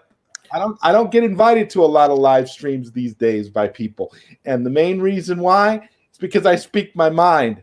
I'm not a sycophant, and I'm not somebody that's going to sit there and just agree with you just for the sake of agreeing with you. If I have something that I have to say, and I have something that you consider to be controversial, or you're going to exclude me and make it because I'm guilty by association, because I'm a friend of somebody that you don't like, and that's why you're pushing me away, or you're going to listen to hearsay about me from somebody else, well, that's not my problem. I'm going to do what I'm going to do, and that's why I don't let any of that kind of stuff bother me. I'm to the point where it's like they say, it is what it is. So you do what you do what you have to do. And Barcelona B, she says, I rarely voice my opinion on anything. Barcelona, you should always voice your opinion. Never be afraid to say what's on your mind. Never be afraid to speak your truth, because the reality is everybody should have a voice. And that's what I love about, shows and live streams like this. It gives people a chance to, speak and to say what needs to be said. Because the thing is, when people don't speak up and they just, cower in the corner and allow themselves to be bullied by people who think they're better than other people that preach about how they shouldn't, how we shouldn't bully and always act like they're against bullying, but actually they're doing the bullying. So what does that say? That says a lot. It really, really does here. And we got LDG says, "Hey Zod, what's up, LDG? Good to see you here, man." Okay, and Omashuri agrees with you, Koj. Hey, okay, yes, and first they talk trash, all other people, and then act as if they are innocent. Yeah, exactly. We see a lot. Unfortunately, we see a lot of that in the current iteration of the Snyder Cut movement. We see a lot of that, and that's unfortunate. Everybody should be on the same page at this point, because we're getting the movie, and we're raising money for AFSP, and that's what's important. Yeah, one thing that I wanted to say, just to piggyback off of all that, is that when we talk about this movement being centered around two core concepts, which would be AFSP supporting suicide prevention through that charity, as well as artist integrity. If we break that down, artists and creative freedom and integrity and stuff that comes from the artist's own opinion and interpretation of the material and what they want to do, and in a way we all are our own artists, with us producing our speech and our opinions and laying that out in whatever format that we want to do, whether that be through Twitter, or whether it be through YouTube, a stream, or anything. And it really boggles my mind that that people could hold grudges, as I hear. No one that I've been in a close community with, I've never strongly disliked, or maybe even moderately disliked anyone. And I feel like when it comes to artist integrity and respecting and at bare minimum accepting someone's opinion or interpretation of something, it's a fundamental ideal that we need to strive towards and always hold dear. So I'm big on forgiveness, and that's why whenever I hear people say, or not even just people, but the held, this value held in high regard. Oh, well, if you don't like me, I'm just gonna block you. I'm just gonna do this. I'm just we're not talking to you anymore, and stuff like that.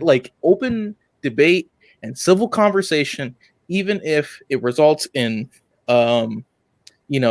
disagreements and not coming to a consensus, is still better than just outright blocking and censoring. I feel like it's just the sign of I don't want to sound harsh, but a weak-minded person. I agree. And it does. It actually comes down to being, drawing a line in the sand where there doesn't have to be one. None whatsoever. So and people, you could burn me at the stake, but I'm gonna try to stick true to this. I will never ever block anyone, and the concept of just blocking people because not for legitimate reasons, not for threats or stuff like that, or spam or something like that, but just for differing opinions and unresolved issues that can be resolved with a simple conversation, because we're all humans. We've been lucky enough to be born in an era where we could connect with people across the world in the matter of moments through this beautiful thing called the internet. And now we're just going to squander that because we don't like what they say. Right. One of the things that I pride, myself on and have always fundamentally believed is that it is okay for people to disagree, to have differing viewpoints and still maintain civility towards one another. Yeah, so it really really grinds my gears when I see stuff like that. It's like we haven't met each other in person. We have no impact on each other, and the only impact we could have is either a good one or a neutral one. And maybe you've wasted some time. Maybe you could have spent a better use of your 10-minute conversation trying to resolve the issue, but at least you tried. You know what I mean? At least you could say that you put a valiant effort, and you, at the end, you couldn't reach an agreement, but you respect and accept the other person's, existence and the other person's take on the matter. It's like we're all in this together, and I really hate to see the tribalism, the factions, and all this stuff. I really wish, even if you were on the upper echelons of the community and you have thousands upon thousands of subscribers, you can't name them all, that you'd still be an equal. Everybody's an equal. And you'd have, if you had 10 subscribers or if you had 1 million subscribers, you still had an equal voice, a chance to speak your mind on, any outlet or any channel or whatnot. It's, maybe an unrealistic ideal to strive towards, but one that I will. And Neon Sci-Fi says, "Wow, who's bullying who in the movement? I must have been under a rock." LOL. Yeah. And if Chance gets around, yeah, definitely. And we have this one's for you, Carlos. Carlos, I think you haven't come across those individuals yet. Yeah, thankfully not. Carlos is doing the right thing, focusing on the positive and keeping. No, but even if I did run into those toxic or unsavory individuals, like I said, you could hold my feet to the fire. I will not, shy away from them. I do not shudder in the face of a challenge or in the face of an opponent. Okay. And we have Barcelona B over here. She says, when this first started, I was really passionate about Taylor Swift owning her rights to her old music. I didn't see a lot of people in the fandom talking about it, which was weird to me. Yeah, especially in music, it's very weird because I'm a huge fan of industrial music back in the day, in the 90s. And there's this band, Sister Machine Gun, and I love Snoop Dogg, but to get his albums out, Dre and his people bought out the whole record label, and they let go a lot of artists, but they kept the rights to all the songs. So when I saw Sister Machine Gun perform live, they would say, "Hey, buy our new albums, and our old albums, just rip it. We don't see a dime for those. It goes to the albums to put out some new hip hop stuff." I was like, not shunning anything, but just the conduct that goes on behind the scenes has been going on for a long time. A lot of artists have been dicked out of spreading their art around, getting paid for their art. I mean, it's really messed up. Unfortunately, yes. Yeah, it's horrible. Fund someone else and you don't see a dime. Yes. So that's really true, Barcelona. And then we have here, Carlos, they bullied and removed many OG people in the Snyder Cut from Twitter. Yeah, unfortunately, that's true. There's a lot of people that were involved that had been there from the beginning that really, really put their heart and souls into the movement, and they essentially got bullied out by people who thought they were better than everyone else. Also, a lot of people did leave because they saw the bullying happen. See, a lot of people don't understand is that when there's bullying going on, you don't know whose friend that's attached to. It breaks, it would break my heart, man, if I would see someone, it has, when I see a friend getting bullied, and then do I get into the fight? But I already see it's kind of weird because when you're talking through text, there's a lot of conduct and tone that's lost. So I feel it just adds to the problem. So what I do instead, I DM whoever I feel is in need or is being attacked, and I just check and see if they are okay. You always do that. You always do that, Coach, and I got to give you credit for that, man, because I've had a lot of really really bad times, in the movement in recent months, and you always came to my defense, man. So I've got to give you credit for that 100%. I appreciate I love you, man. I know you are a true friend. I love you too. I mean, I know exactly, you're that type of person that's like, you empathize, and it's the most beautiful thing in the world because you know what's going on, and so do a lot of other people. And I love it. And Carlos, I love the way the way that you are. You're speaking your mind and talking about how you put your foot down as well. Yeah, it's incredible. I mean, everybody has a right to have their point of view. They have a right, and whether or not, you can agree or disagree on some fundamental elements about the Snyder Cut movement, but that's not, but that doesn't make you a bad person. That doesn't mean that you're going to disagree with everything that a person says or doesn't say. I mean, it's like, for example, you and me, Koj, I'll use us as examples. We're good friends with Mr. West Ashley. But does that mean that we agree with every single thing that Mr. West Ashley puts out? No, I'm actually. I mean, real talk. Team fuck Trump. I'm not a fan of him. But okay, but that's just an example. Do we have to agree with, just because we may be good friends with him, and we may like some of the stuff that he puts out, and we respect his right to put out his merchandise, his Zach Crack t-shirts and things.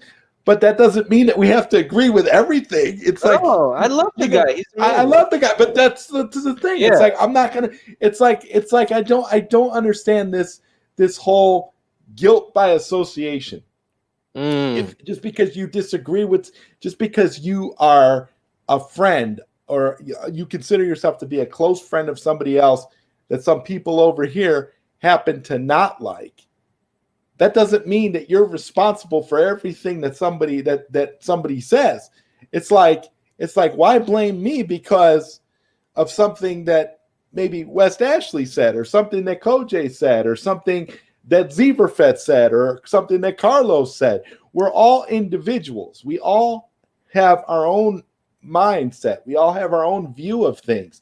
And that's why I say, when you come out and you want to have a dialogue with somebody, and you want to speak your mind, yeah, you may have disagreements, but ultimately, I'm sure that if you took a moment, you would find that you also have a lot of common ground with the very people you disagree with, because you're not going to agree with everything somebody does, but you're also not going to disagree with everything someone does.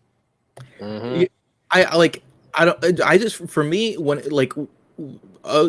along with the guilt by association, it's the guilt period, like the problem you have with the person, not even an associate of the person, but the person themselves. I'm just like, I'd like to think that I'm a big, proponent of forgiveness and stuff, because we all make mistakes.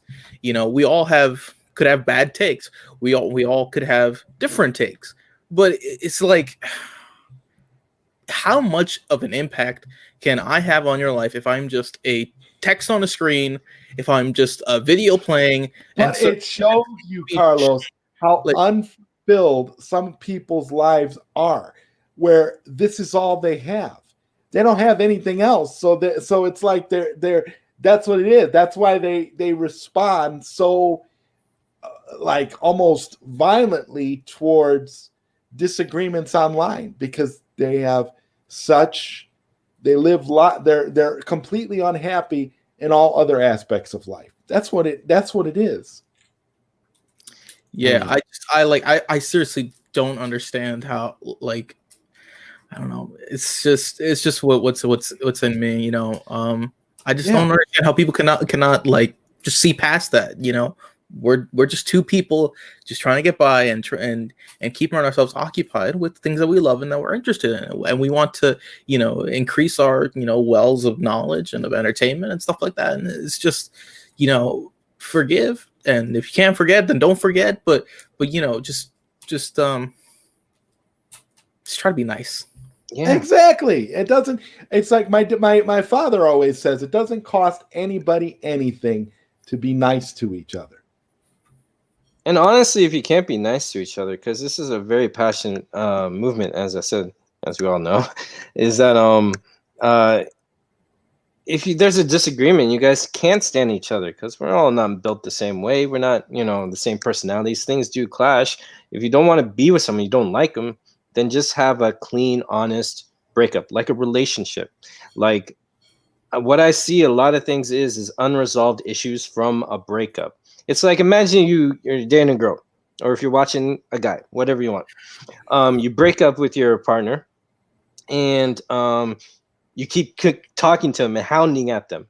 No one does that. And if you do, that's weird. That's creepy stalker. Just treat it like a breakup. All right, you do on that side, I'll do me on this side. That's the best resolve. And I'll use myself as an example. Like there's people, it hurt me that people kicked me out of certain circles, not because of the circle. It kind of just hurt because we were friends. We've been through some hard times in the movement. We fought together. We defended each other. So there is a love there. So just to see that love go away over something that I think is petty, but they may not have at the time, is just a little heartbreaking. So I just treat it like a breakup. And out of respect for the good times we had, I will not cast stones at them, I'm even leaving a lot of them nameless because I think the message is important rather than the who. Because when we start doing the you're bad, it's like, okay, well, why are they bad? What is the problem? Maybe it's just an innocent indifference that you could be at a distance and do stuff. Because we've been supporting Zack Snyder since we defended Man of Steel. And I think Steve Kassan brought that up, and it's a really good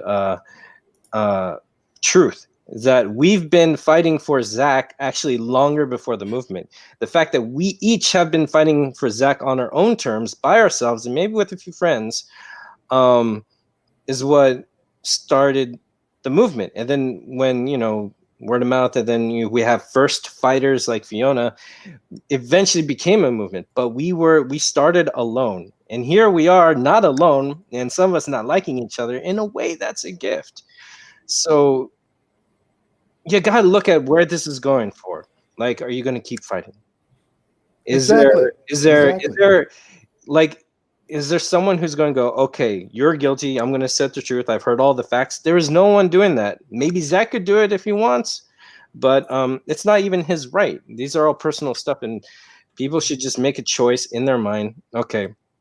Like I did. I made the decision when I broke up with some friends or friends broke up with me in this movement. I was like, okay, I know why. I made my decision. Move on. I'll focus on myself, heal, and do better.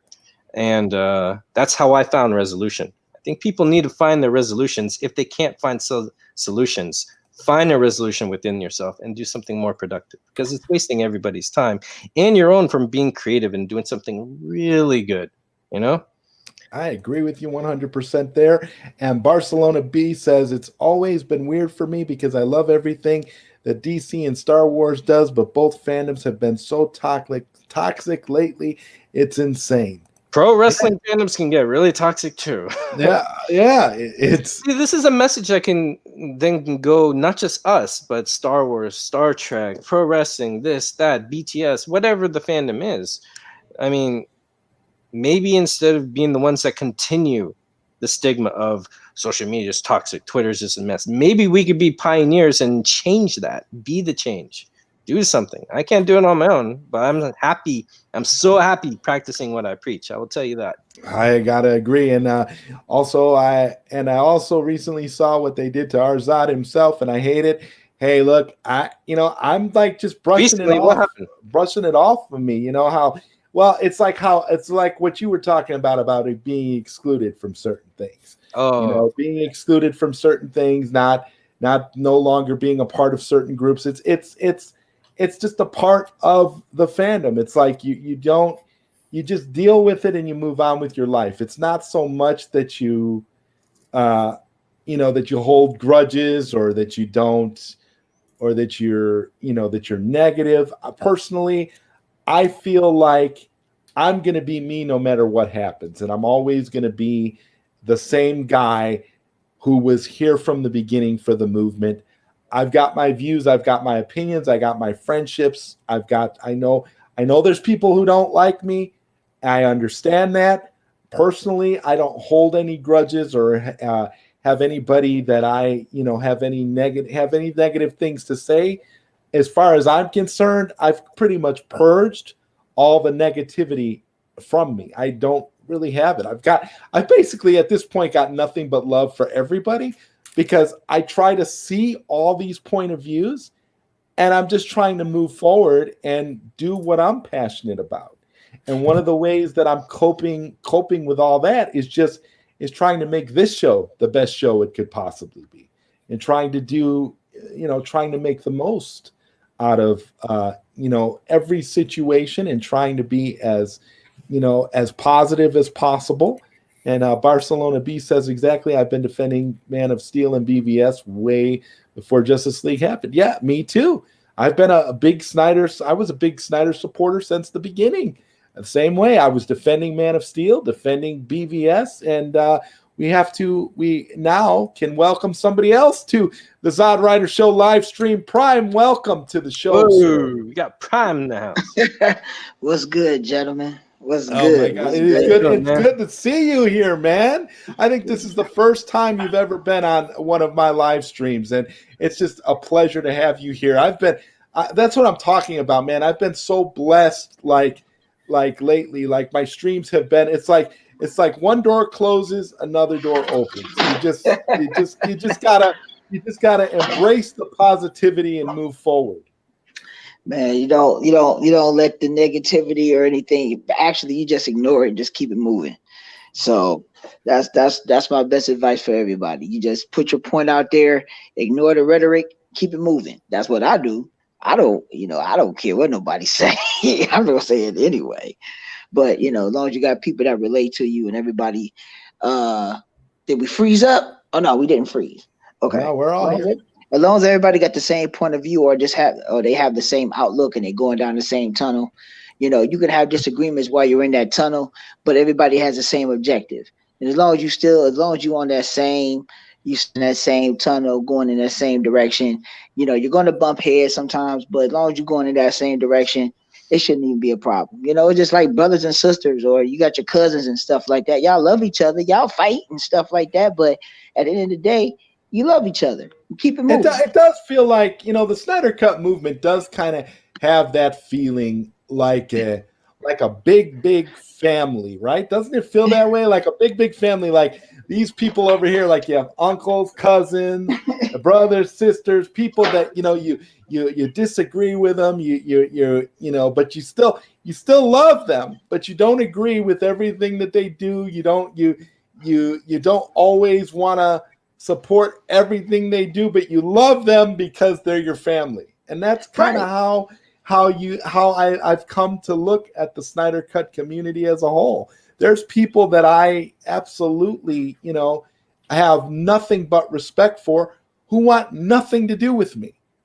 And I don't know why. I don't know what I ever did to these people, but at the end of the day, I've come to look at it as, hey, I'm going to still respect them. I'm going to still support them, but I just look at it as I just chalk it up as family.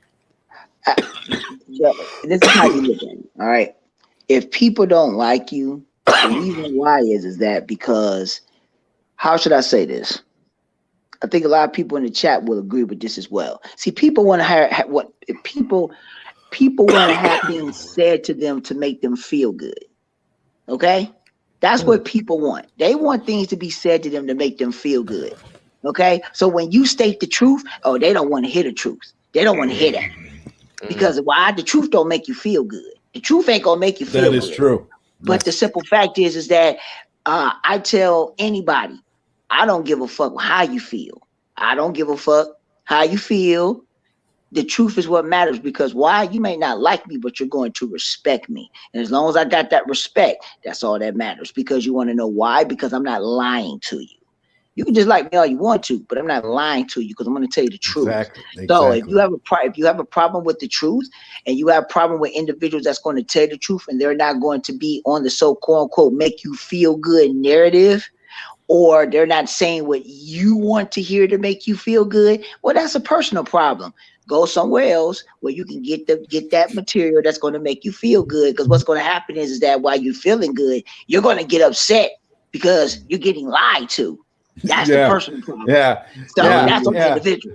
Yeah, exactly. So, that's what it is. And again, we're a bunch of people that like to speak our minds. And like I said, Prime, it's like Prime and I are perfect examples. I'm going to give you guys some examples because Prime and I haven't always agreed on everything, but I'll tell you something, and this is the truth. Prime and I have always respected each other.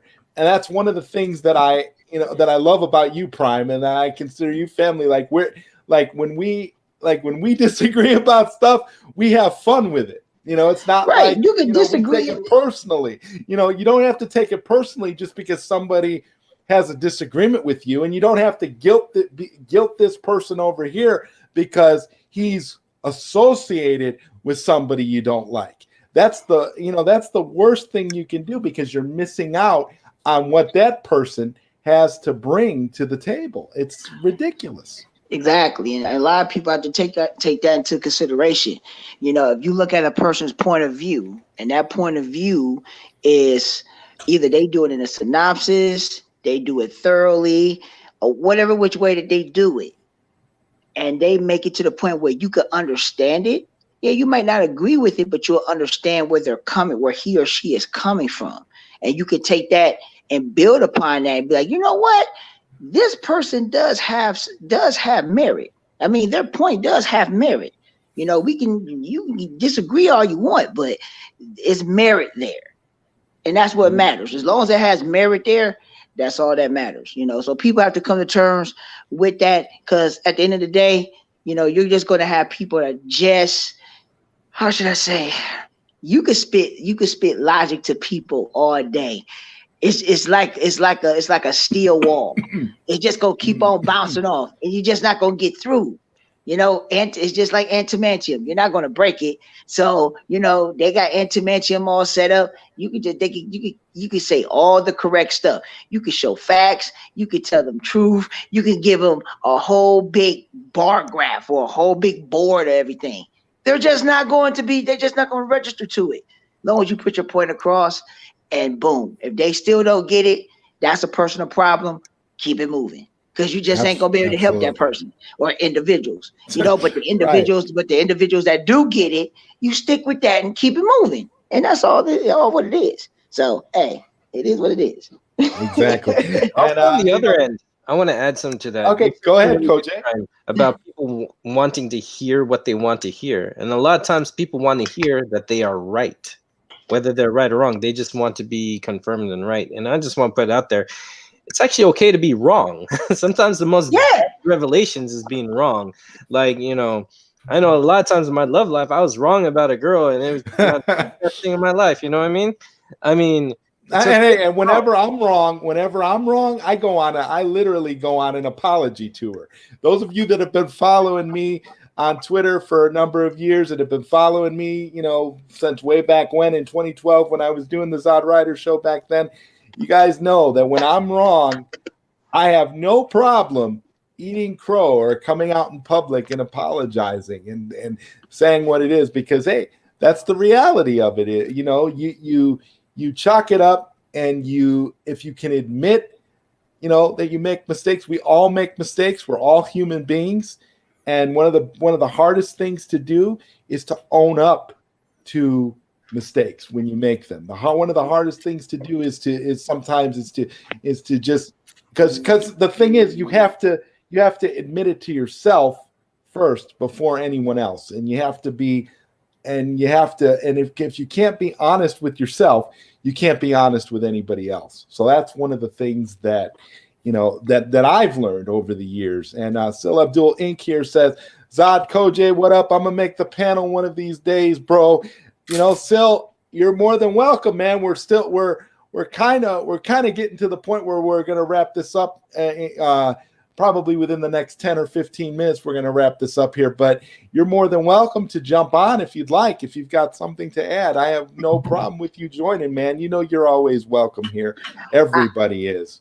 Did y'all cover anything pertaining to anything that Zach had discussed over that weekend, or like some of the dates or the speculation stuff about what's going to happen, or did y'all talk about any of that? I'm just coming in late, so I just heard. Weird segue. We were going to VR sex. Yeah. So I think that was their a detour. Yeah. We kind of took it. Ryan all over the place. Spearheading that one. Yeah, Ryan was spearheading the VR sex conversation, and we kind of, and then we kind of went into, we kind of went into a little bit of a discussion on bullying and other things, and we kind of got. So no, we really haven't discussed any of the revelations and things that have come from the weekend with Deck the Halls of Justice. But we have to welcome another guest to the ZodWriter Show panel for tonight. My God, this has been a star-studded event. We've got the ambassador himself. Welcome to the ZodWriter Show, Ambassador. Merry Christmas, Happy Holidays to you. How are you doing, my friend? Doing well. Merry Christmas. I was actually listening to this while I was finishing up the dishes for the night, and I was like, I gotta hop on. I gotta. Because you all were dropping some serious truth, and I was like, these guys have got it. This is so much of what you were saying has been on my mind for the last several months and everything, and talking about the Snyder Cut movement, talking about the Star Wars fandom, and there's so much fracture within Star Wars, and I know there is fracture amongst the DC universe, the DC fandom in particular, with the Snyder Cut movement. And that for me is something that is a driving force going forward next year and going forward for however long my channel is I'm around. I want to see, I am going to be an advocate. I am going to be a voice to seek healing and reconciliation as much as is possible for these fandoms that we all care about and that for me are very personal. And I've had disagreements with people online, although I haven't been online as much as everybody else has. I've only been on a little over a year now. And the one thing that I have seen that really bothers me, and I know we can't all sing Kumbaya and hold hands and be all happy-go-lucky. That's a pipe dream. But if we can at least get back to a point within these fandoms that we love and be at a point where we can be respectful and be civil and, when necessary, call out and expose the dividers and the trolls and the haters and the unethical opportunists who are only looking to enrich themselves and who are feeding these fandoms nothing but a bunch of garbage content. I agree with you on that. Yeah. Truer words were never spoken there. Wow.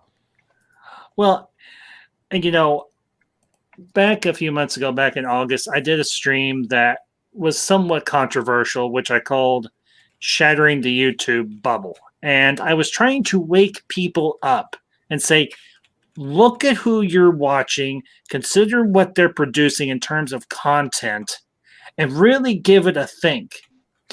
And some of the statements I made were misconstrued as I was calling for censorship and banning of people that don't agree with my particular point of view. And ever since then, and I don't gripe about it, I don't complain about it, I don't go on Twitter or anything else, any other social media platform that I'm a part of, and go, woe is me, I feel like I'm being shadow banned, and I'm not even going to necessarily do it here. Why? Because it's a waste of my time and my effort. If these people want to be petty and say, well, the ambassador's just not one of us anymore, I'm sorry, I'm not going to continue to live in a state of perpetual anger like a certain idiot with a certain helmet says to everybody to do. It's not that you feel that you're getting shadow banned. You got to remember what I just said. Mm-hmm. Yes. People want to hear things to make them feel good, And when you state the truth, when people have to actually use brain capacity, because I would tell you this, 90% of human beings, well, you know what, I ain't gonna say 90%. I'm gonna be nice. I'm gonna be nice. I'm gonna say 80%. I'm gonna say 80% of human beings are straight emotional. They're not gonna they're not gonna think with common sense. True. You know, they're just not gonna think with common sense.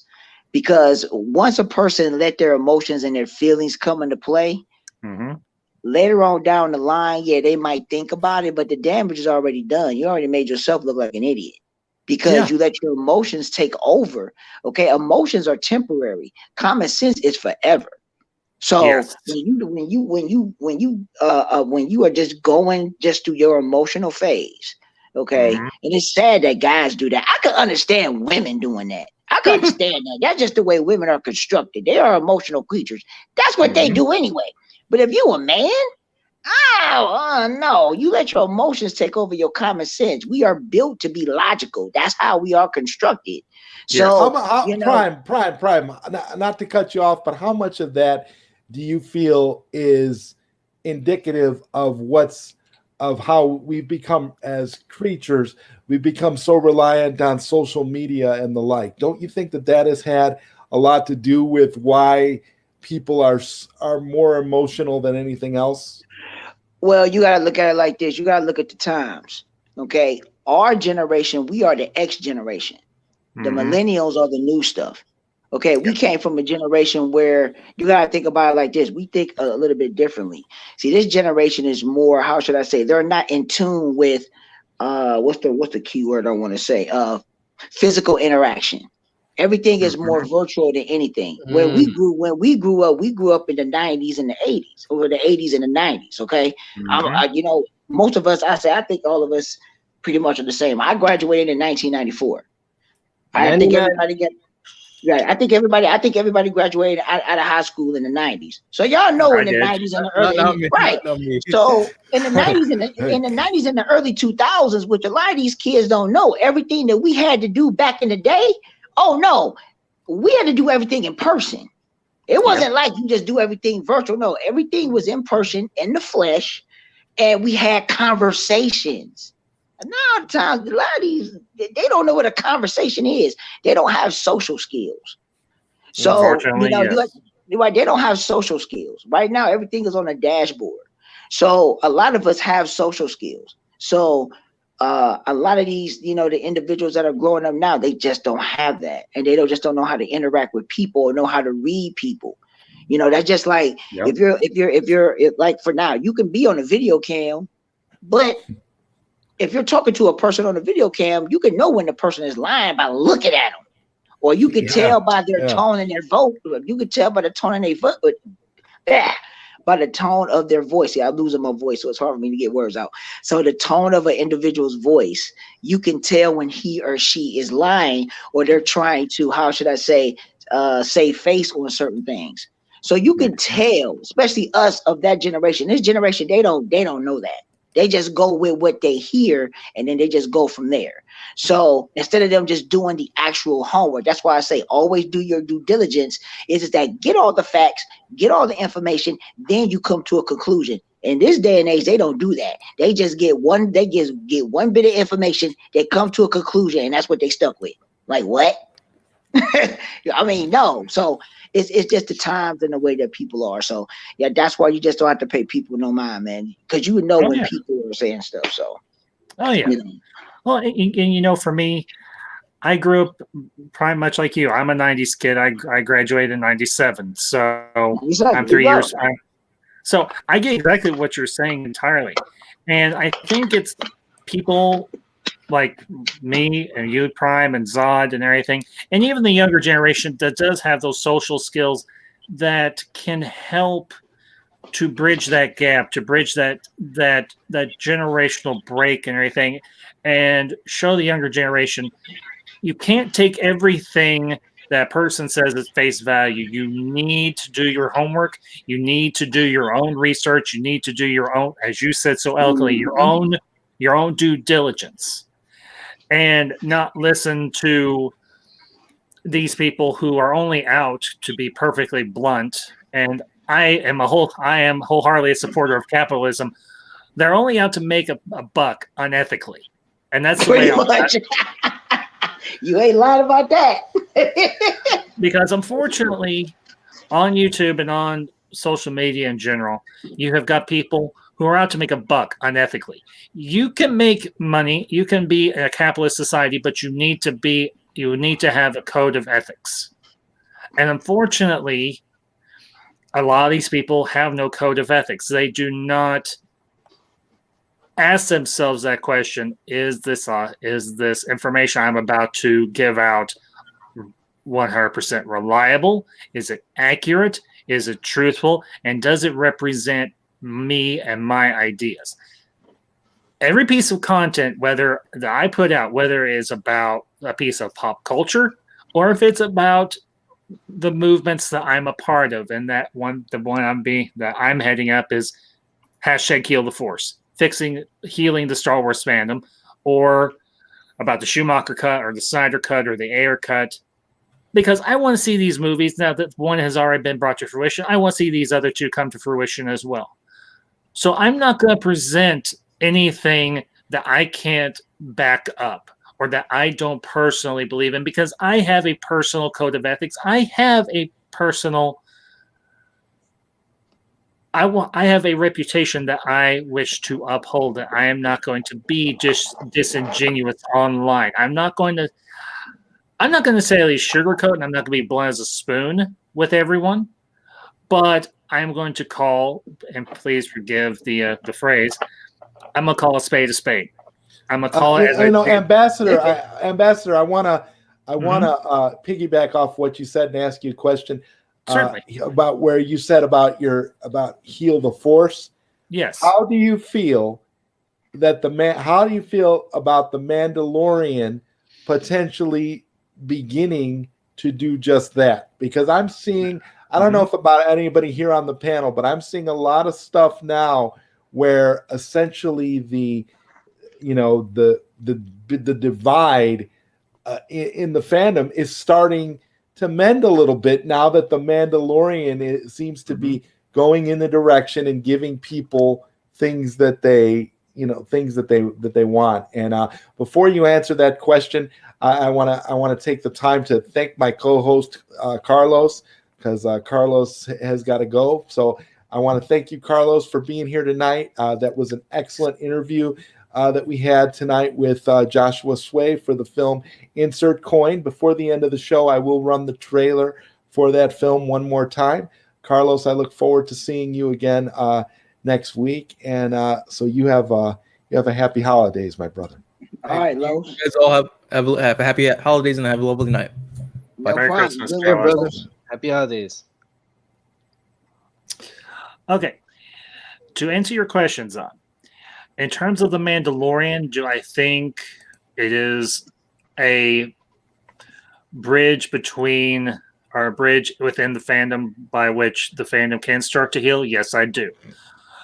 But I will qualify that statement partially, because you are still going to have those individuals, those disingenuous and dishonest actors within the fandom, or who claim to be part of the fandom but only wish to sow discord, who are going to still nitpick and are still going to criticize just because it's coming out of the current iteration of Lucasfilm and it's being distributed by Disney. Because there are people out there, and I will be candid once again, I do not feel they are being authentic. I think that the opinions they espouse are disingenuous. I think they're simply doing it for clicks. One thing I want to point out, Sure. Ambassador, and the whole reason that I brought that up and said that is because even the guy with the helmet and the other dude that has the twang in his voice is basically praising the Mandalorian and saying that the Mandalorian is essentially healing the divide. So I just want to point that out. I don't know. I don't know if that's like, and like I get what you're saying, but I don't know if that's necessarily what that means as a whole for Star Wars. Prime and Koj, do you guys have any input on that particularly? I would say with the Mandalorian, with the Star Wars fandom, because I'm a fan of Star Wars. I'm not a hardcore fan, but I like Star Wars. And after I watched The Mandalorian, after I watched it, and I binge watched season 2. I did it the other day, and I watched the first. When was it? What was that? Sunday? Yeah, I did. I watched 4 episodes on Sunday, and I watched 4 episodes on Monday, yesterday. Mm-hmm. And after I finished watching it, I was ecstatic because at the end of it, this is what everybody wanted. This is what everybody been asking for, and we got it. So I'm thinking, even with the lore of all the episodes of Star Wars and what they presented and what they actually put in this series so far, I mean, hey, they're doing a good job. Because you got to remember, from what I know, from the information that I have so far, I didn't go real deep. I just know Kathleen Kennedy is not part of this. She's not part of it. Right. She's not part of this at all. So there's everybody else that's doing everything. And from what I was told, I think George Lucas is a part of this a lot. So my thing is that, you're getting the way they're doing the story. And then I know what the conclusion, with the book of Boba Fett and all that stuff like that. That's great. You know what I mean? And then it's like what they're going to do. So I feel that, and like Ambassador said, there's going to be people that's going to nitpick. Let them nitpick. You know what I mean? Let them nitpick. I mean, this is the thing, and I'm going to leave it at this. Is like Luke Skywalker. We got 7 minutes of Luke Skywalker, of the Luke Skywalker that we wanted to see after the Return of the Jedi. We got that. It's like, how can you be mad? I actually got a tear. I agree. We've actually seen more positivity from this than all of the sequel trilogy, which is what I'm trying to say. Like, I don't understand. Yes. Like I've never seen so many people that have railed against and hated everything that Disney Star Wars has done up to this point. And the Mandalorian just seems to be a breath of fresh air on so many levels. I mean, I'm going to be honest with you guys. I cried like a baby that last 7 minutes when I saw Luke Skywalker. Because it was ridiculous. It was so emotional. Like, yes. Well, yes. And I got teary-eyed. I'll admit it. I'm a grown man. I'm 42 years old. I got teary-eyed. I did. Yeah, I did too. And you know what? I will quote Gandalf from Return of the King. I will say, do not weep, for not all tears are an evil. Oh, Gandalf. Nice one. Nice one. Actually, next year, I'm putting together my schedule for next year. Next year, I'm going to be doing a live stream review. I might break it up into 3. I'm going to go through all 3 Lord of the Rings movies. Now the question is, though, are you doing the extended cuts? That's not even a question. That's not even a question. Wow. We're doing live. We're going to do reviews of the extended cuts because, to me, the theatrical exists, but if you want the definitive vision, you watch the extended. Yes. Yep. But here's like a compromise to me. Huh? Sometimes theatrical sounds like a compromise to me for the film. It really is. The very word theatrical.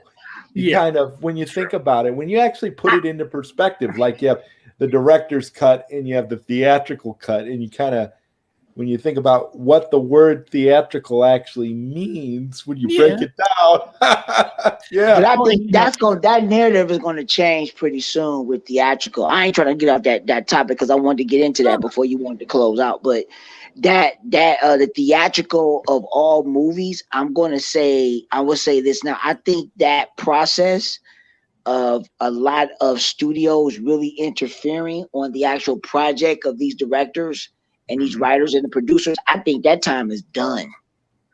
Because Go ahead. No, I was just going to say, I was agreeing with you. I would like to think so. Yeah. Go ahead, Brian, please. Because for the simple fact is that I think all the stuff now, and we could just go with just this right now. All the DC stuff that happened from 2013, well, I ain't gonna say 2013, I would say from 2015 to now, all that shit is coming out. And now people are starting to see like, what the hell? Patty Jenkins is starting to spill the beans on what happened with Wonder Woman. You know what I'm saying? Now we're starting to see. I gotta give respect to Patty Jenkins now, Prime. How do you think that makes me feel? Yeah. So it's like Patrick Jenkins. Right. She's spilling the beans. And now the investigation with Ray Fisher, and now that we know, and then Gal had came out and she said her thing, which we already knew. But like I said, there's a lot more stuff. That's just the DC part. There's a lot more other stuff, you know. So I think now, you know, all that stuff with the interference and trying to manipulate things with the creation of just movies and stuff as a whole. I think the theatrical name, because I'm going to go with Kojak. Yes. When movies would come out, it's like the word theatrical, okay, what that really meant. You know what I mean? Okay, you got something just to put out there to make some money real quick. But all the real definitive versions came out on disc. So it's just like all the definitive versions came out later. And I'm like, and then people sometimes will be like, well, why didn't they put this out in the theater? For example, I got, even though it's on HBO Max, but I got the Blu-ray of Aliens, the second Aliens movie. Okay. Oh. Why didn't they put that version out in theaters? Because it makes more sense. You know what I'm saying? It makes more sense. The scene when they go out to the actual ship, the family. Yeah. And that's how the aliens got the fuck out in the first place. Yeah. So I'm like, why didn't they put that out? And then the colony, it puts everything into perspective. What's that rich dude's name? Wayland. Wayland. Wayland. He's the one that owns the colony. He's the one that built it. And I'm like, y'all took all this stuff out that made more sense for the movie. That make it more, that put it in line. Like when Ripley came back, I didn't know she had a daughter. Did she announce it? Did she announce in the Alien one? Not that I'm I can't recall. No, I can't be pretty sure she did. I see the second one more than the first. Okay, so but that part when she's in the room with Burke and she's talking about her daughter, that part will mess you up because she's supposed to be dead, old as crap, and her daughter was old and dead before her, and she was frozen for 50-something years. So she come back to find out her daughter is dead. It's like it's parts in it. So that the real definitive version of the extended cut, and that was only what, 10 minutes of footage? Really? Yeah, and people spend that going to the bathroom on a break.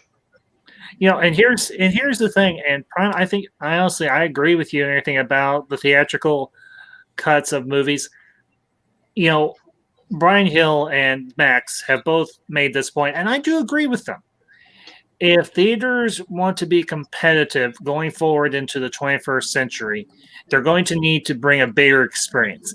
And here's how you get that better experience: by bringing people the definitive version of a film. Here's the thing. People back in our parents' day or our grandparents' day, they would go to these long as hell movies and they would enjoy it. Gone with the Wind, Gone with the, okay, and I know that's, I don't care. Gone with the Wind, the 10 Commandments, Ben-Hur, all these old Hollywood musicals that are long and were glorious and great pieces of cinema. People, I think they need to just bring back the intermission. That's an exactly. You know, that's what they're doing. Back in my family motherland in India and Sri Lanka, they still have intermission where they pause the film, you go get snacks, go in and think, because the average film. Oh, they do that. Oh, yeah, they do. Some of them keep it going. But the average film run rate is 180 minutes, and they could do it. Sorry. No, it's okay, Keo. Here's the thing. Think about how much more money a theater will make if they put the intermission back in for these longer movies. Think about, I'm just going to use the Snyder Cut, the Justice League. Think about how much bank the studio and the theaters could make. Now, you may not be able to have as many showings, But think about it in these perspectives. Even if you can't have as many showings, the theater's going to make money. Fans are going to come back because of repeat. You're going to have repeat viewings.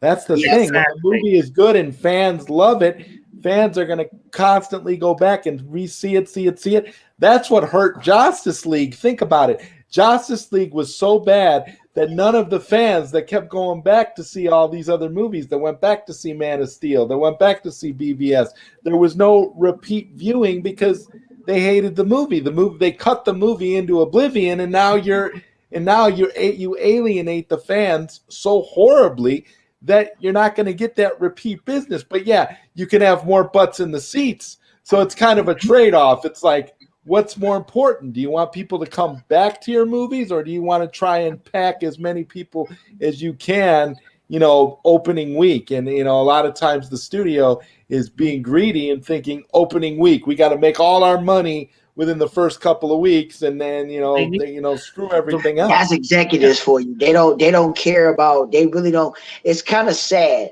because it's real sad. Oh, sorry, my bad, Ambassador.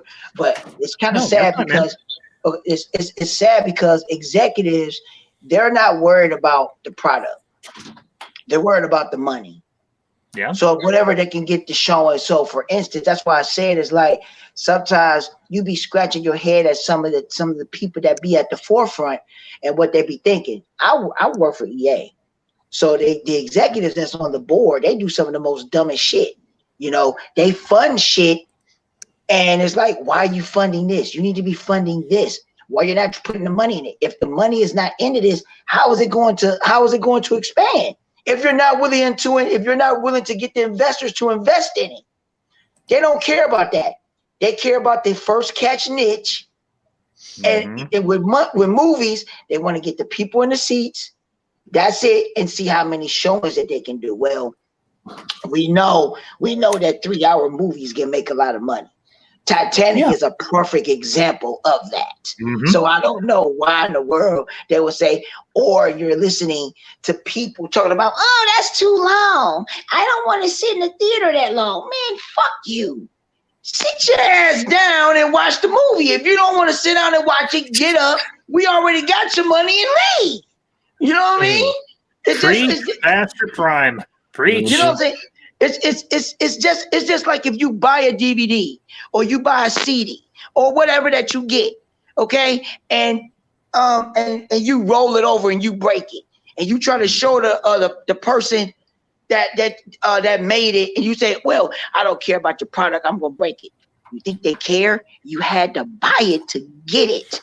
You've already bought it. They don't care what you do with it after it. You bought it already. So my thing is that you do what you do after you spend your money. Okay? All they care about is the money. But if you put the product, like Zod said, you want it, people will come back again and again, and they will watch it. You know what I mean? My dumb ass went to go see Justice League 3 times. I saw it 3 times in the theater. Well, you were experiencing trauma. That's what it was. It's like I kind of feel like Justice League. It's like a battered wife situation. You keep going back, hoping that it's gonna make it. It's gonna get better the next time. I would tell you my experience. The first time I went to go see it because I was so happy and hyped. Of course, I think everybody was at the time. Okay, that was the first time. When I went back the second time, who did I go with? I took my girl and I took my daughters. I took my kids with me. We went to go see it. And I was just like, wait a minute, I hope. And then the third time I just went just to go to make sure that I was making sure that I actually saw what I saw. And the third time made it clear. I was like, this shit is garbage. So, that's what it was. I didn't care because I went to the third time a matinee. So it's not like I spent a lot of, a whole bunch of loot. But it's just a simple fact. I went to the theater to see it 3 times. And I still got it on disc. I still gonna keep it, to murder it when the real movie come out. But anyway. Hey, and here's the thing. I think, and I know not everybody is going to probably gonna roll their eyes, maybe not. I think one thing that was proven back last year was that people will pack their butts into seats to sit through a 3-hour movie because, hello, in-game Avengers, 3 hour and 3 minutes. People pack that movie packed butts into seats, and people sat through it. So I think this mentality of these studios saying nobody's going to sit through a 3-hour or 4-hour movie, they did. They will if the movie is good or they have a vested interest. Me and Mam Ambassador and my cousin went and saw it opening weekend, and we had to get tickets in advance. And the theater was freaking packed. Yeah. From pillar to post. Every theater. I think we as the consumers need to send a message very loudly and politely to these studios and say, we will sit through a 4-hour movie if it's good. So if you give us a good movie that does require a longer runtime, we will sit through it. So go ahead and give it to us. Don't cut it up until it doesn't resemble the director and the writer's original vision. And it all depends too, because they go by the actual days of showing, and that's what they're trying to go by. It's just like, first of all, like you said, when Endgame came out, it's a 3-hour movie. It's the same thing with Titanic. I should have said Endgame because Endgame is the highest grossing movie of all time now. It's a good example. Yeah. So but when you went to the theater and you saw that, it was like I think pretty much everybody, just like Ambassador said, when you went to the theater to go see Endgame, it was packed. I mean, it was just so many people there. I know it was here at the luxury theater. Me and my girl went to the luxury theater and it was packed. I'm talking about from corner to corner. You know those front seats that you don't want to sit way up in the front? Oh yeah, they were full. You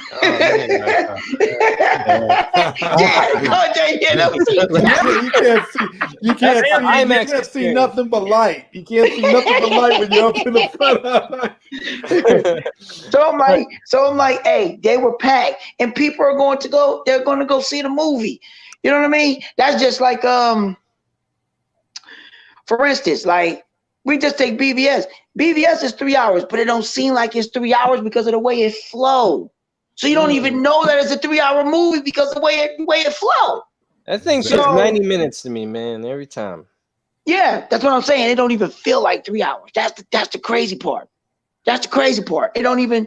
And as much as I watch BVS, that's how you know you got a good filmmaker, when you can watch the film and it flows so well that you don't even realize time is passing, and you're just immersed in the material. That's how movies are supposed to be. Yeah, you're right there. Just to add on graphic vandalism right here, like a huge film in India came out like ages ago, almost like 20 years, no, maybe 15. Anyways, Lagan, starring Amir Khan, and that movie had a small run in America. It was like independent produced and or funded or promoted, whatever. And that movie is 3 hours and 45 minutes long. I saw that twice in American theaters here. No problem. The theater was packed because it had a good following. It got many awards and stuff, but that stuff still goes on. Like, the Asian Desi style, it works. And, you go look at the different countries and, whatever status, higher level, they could do it. We can't. How come we got to get Duplo blocks in the movies when we want Legos? Exactly. It's the way that I. Go ahead, Ambassador. Go ahead. No, it's okay, Brian. Go ahead.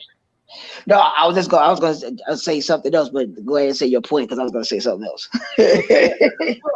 And Neon Sci-Fi makes a good point here. He says, I think the studios shorten the movies so they can have more showings in a day, so they can make more money no matter 3 hours or 2 hours movies. It's still $20 a ticket. That's a good point. I mean, that's an insecure logic. Yeah, you don't think your film's that good? I mean, I my thing is, I just want the content to be worth the $20 a ticket. Yes. I don't care if it's a 2-hour movie. I don't care if it's a 45-minute movie or a 6-hour movie. Let the content creators tell the stories they want to tell, and let your audience decide for themselves if it's worth going to see. Well, and here's the thing. I think we need to. I don't know if this is a possibility, if it'll ever happen, but I think one thing that does definitely need to happen is I think a lot of these producers and a lot of these executives in these studios need to adopt a more 80s frame of mind, because let's just rattle off a few very iconic movies of the 80s that were profitable, or maybe weren't even necessarily profitable at the time, but have had legs and have carried on through till come to current time period. Well, anything from Steven Spielberg, anything from George Lucas, anything from James Cameron, anything from Lordy. It's so many directors. Yeah. So many. Go with Steven Spielberg. Go with Steven Spielberg. That'd be the main one. Go Steven Spielberg.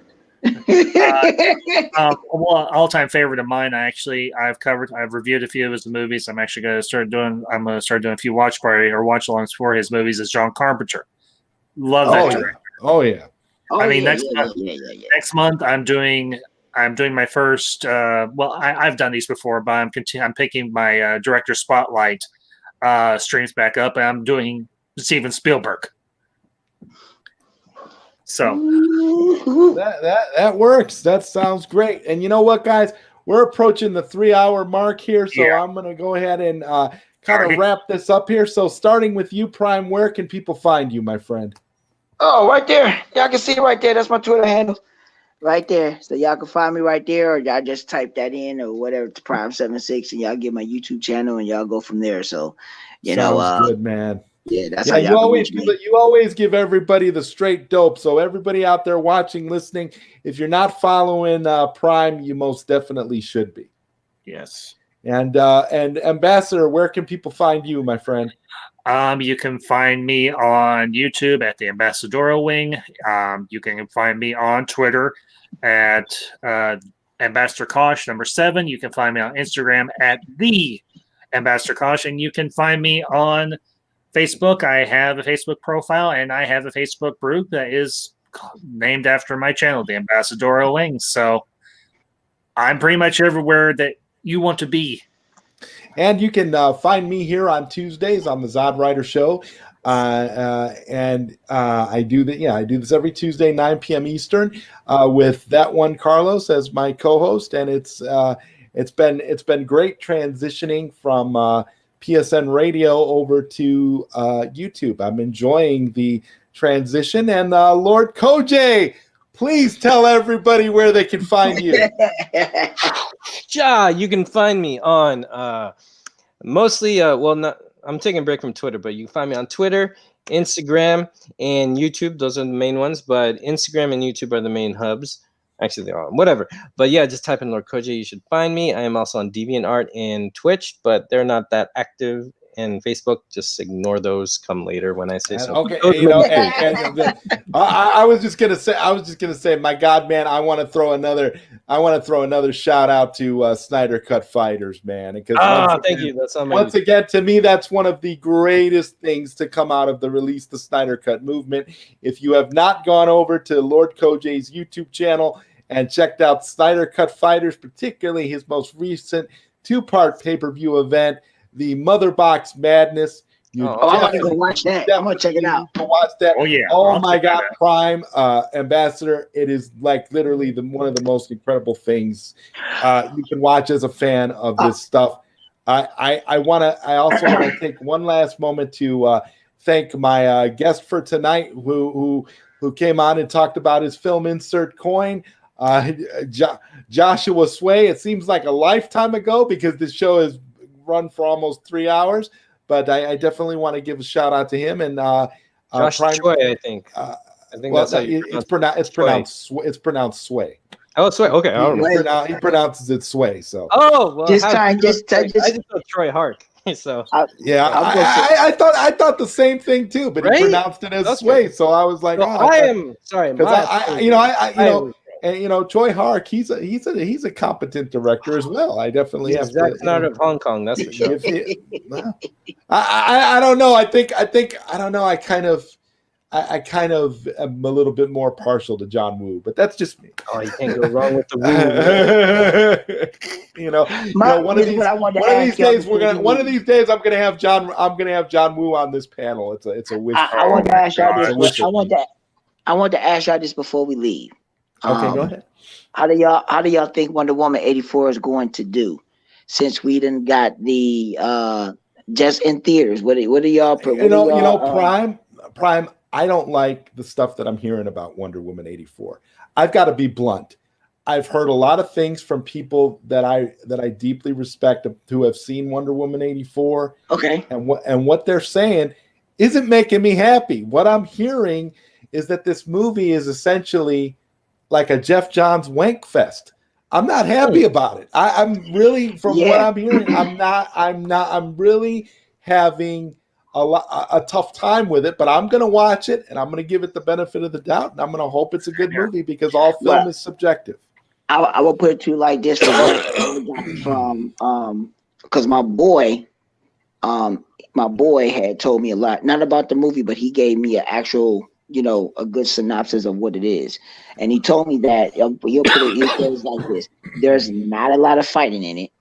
That's what he said. That's the first thing. He said the second thing is an emotional roller coaster. It's emotional.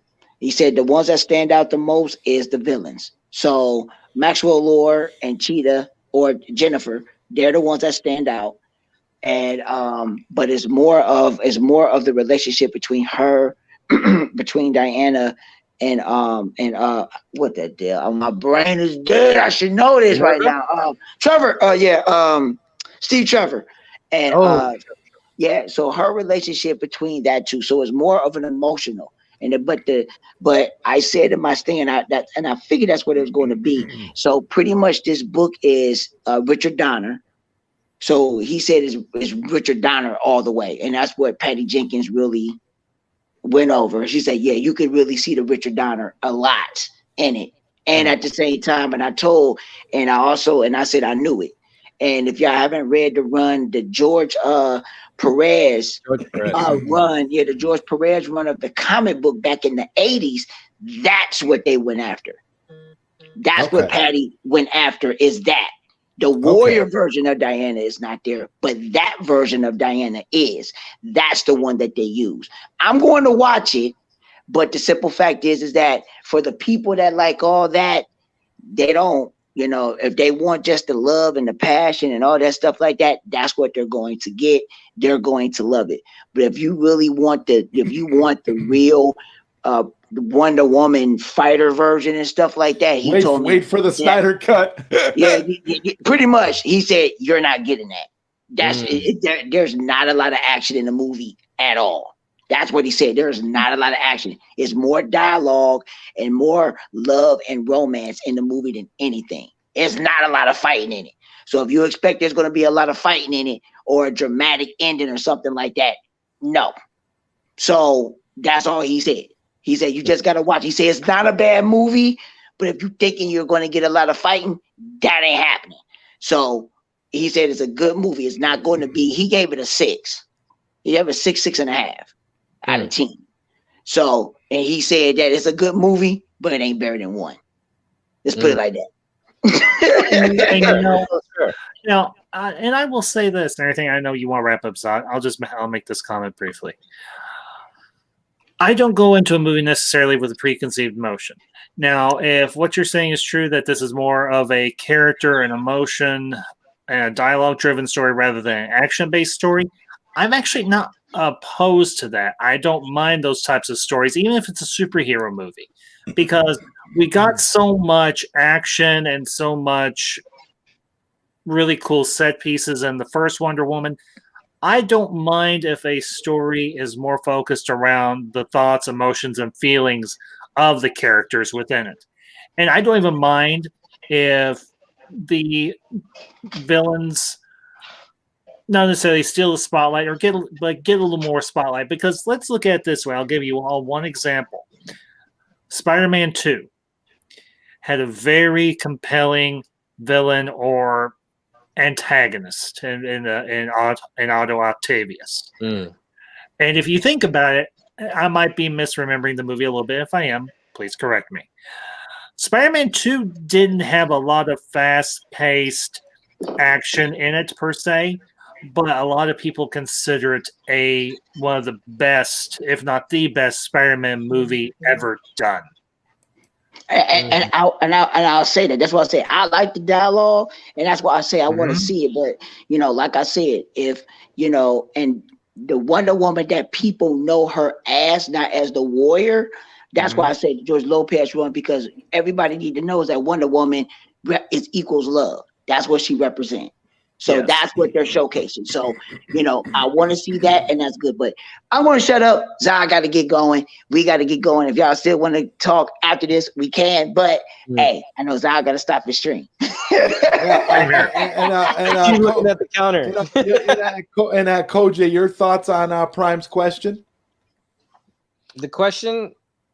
Which question? About Wonder Woman 84. Oh well. Oh yeah.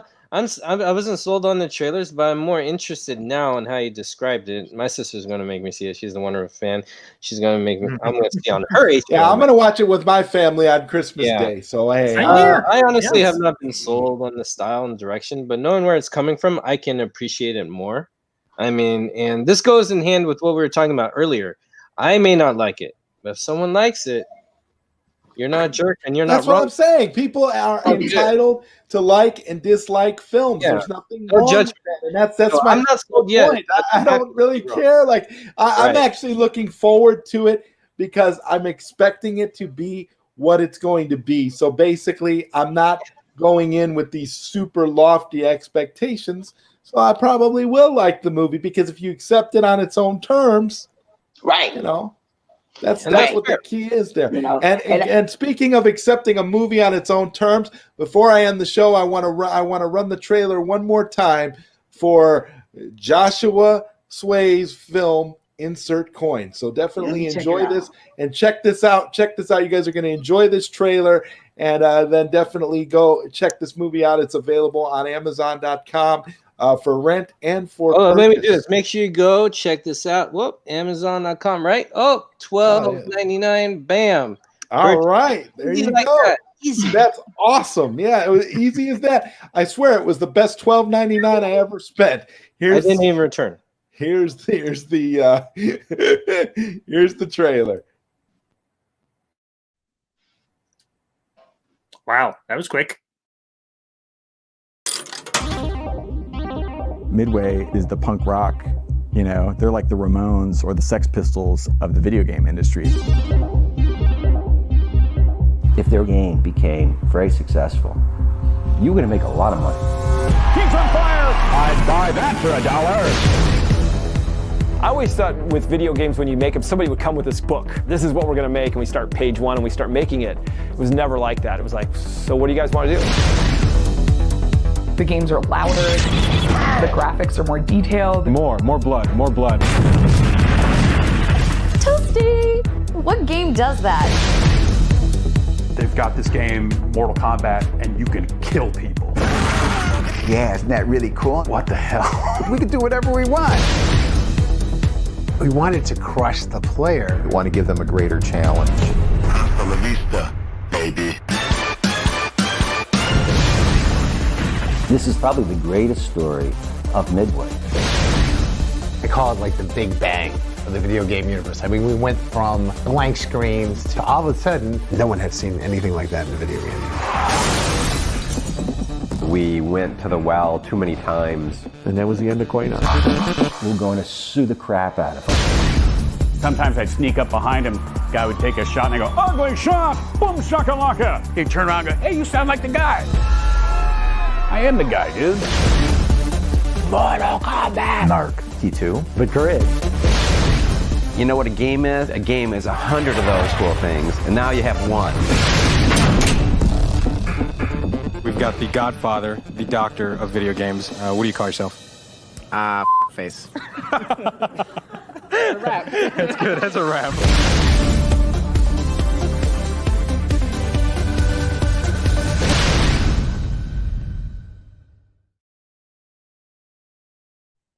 I'm so. I am I'm gonna watch I'm it. so. I gotta I mean, how can you not get hyped? I am so. I get goosebumps just from the trailer. I mean, and the movie is so fantastic. It's so Oh great. man, if I would have joined this, I would I just have. have a memory. I'll close like it on the this tie. note. I'm gonna close it on this note with that. After seeing that, kids nowadays don't know what that feels like to be at the arcade. Oh hell with yes! everybody there. They would never understand that experience. You go to the bowling alley, or you went to the mall. You go to the arcade. You got your quarters. Everybody all in line waiting. And if you're having a good match, you know what I mean. The rules always stay. These kids don't know that. You don't get off the stick until you lose. Right? That's right. You know what I mean? You lose, you get your ass off the stick. And if you betting whatever your dib is, and you got the right amount of the bet, if you got the right amount to put up, or you can stay on the stick. So if the next person is up, no, I got 5, no, I'm staying on, I'm giving 15. Then you can stay on the stick. It all depends. So, hey, I'm sold. I gotta watch that. That's And gonna the bring challenge me of back. when the quarters down, when someone's playing, like boom, I'll take you on. I'm just gonna say, Exactly. I'm gonna say this. That movie deserves a watch along. I'm saying it. Well, if you guys want me to do a watch party, maybe we can do one next week or the following week if you guys want. I'm Let me down. know, I'm game. I'm down. That's right on my alley. I'm down. I'm down. I'm there. You do it. And Johnny, you're coming in at the tail end. Do you have something that you wanted to add real quick? Oh, it's a wonderful film, man. I watched it with you the other night, man. We watched it together. We were talking about all the nostalgic things, man. Like we talked about, like you guys were talking about, man, putting your quarter up there so everybody knew you had next and all that. Yeah, we. Oh yeah. We were back in 1990, whatever, man. Just remembering 1990X. Yeah, straight up 1990X. I don't remember exactly which one. I was going to actually. I like that you made that distinction about Street Fighter because legitimately, me and my friends were going to play some Championship Edition, and we went into the arcade and we saw Mortal Kombat, and we were like, "Look at that!" Yeah, dude. Yes. And then, but like the thing was, the line was incredible for it, so I didn't actually get to play it the first time I saw it. You know what I mean? Which sucked, but yeah. I would say all the ones that came out at that time. Oh damn! Now you're gonna get me into it, man. Pit Fighter, Killer Instinct. Yo, Virtual Fighter was hot for a good minute. They touch on what happened, Kojay, when Virtual Fighter came out. They touch on that. That's a very interesting point that's established in the film. You'll see, guys. I definitely want to host a watch party for this, and I think I'll do it on Twitch because we can. That'd be the best way to do it. I was gonna say, do it on Twitch. We can do it on Twitch, and I've got a Twitch account now. And I can run it off of. I'm learning to do the same, so this would be fun. Yeah, because I'm down, man. Just let me know, and I'm on it. I'm with it. Okay, cool. I'm definitely going to do it. I will set it up. We'll set up a date and we'll make it happen. And on that note, I want to end this epic show, this epic ZodWriter show. I want to thank everybody who's been here. It's been over 3 hours. This is one of the longest ZodWriter shows I think I've done in a long time. Well, again, I want to thank all of you for being here. This was absolutely fantastic. And I will see you guys in the next episode.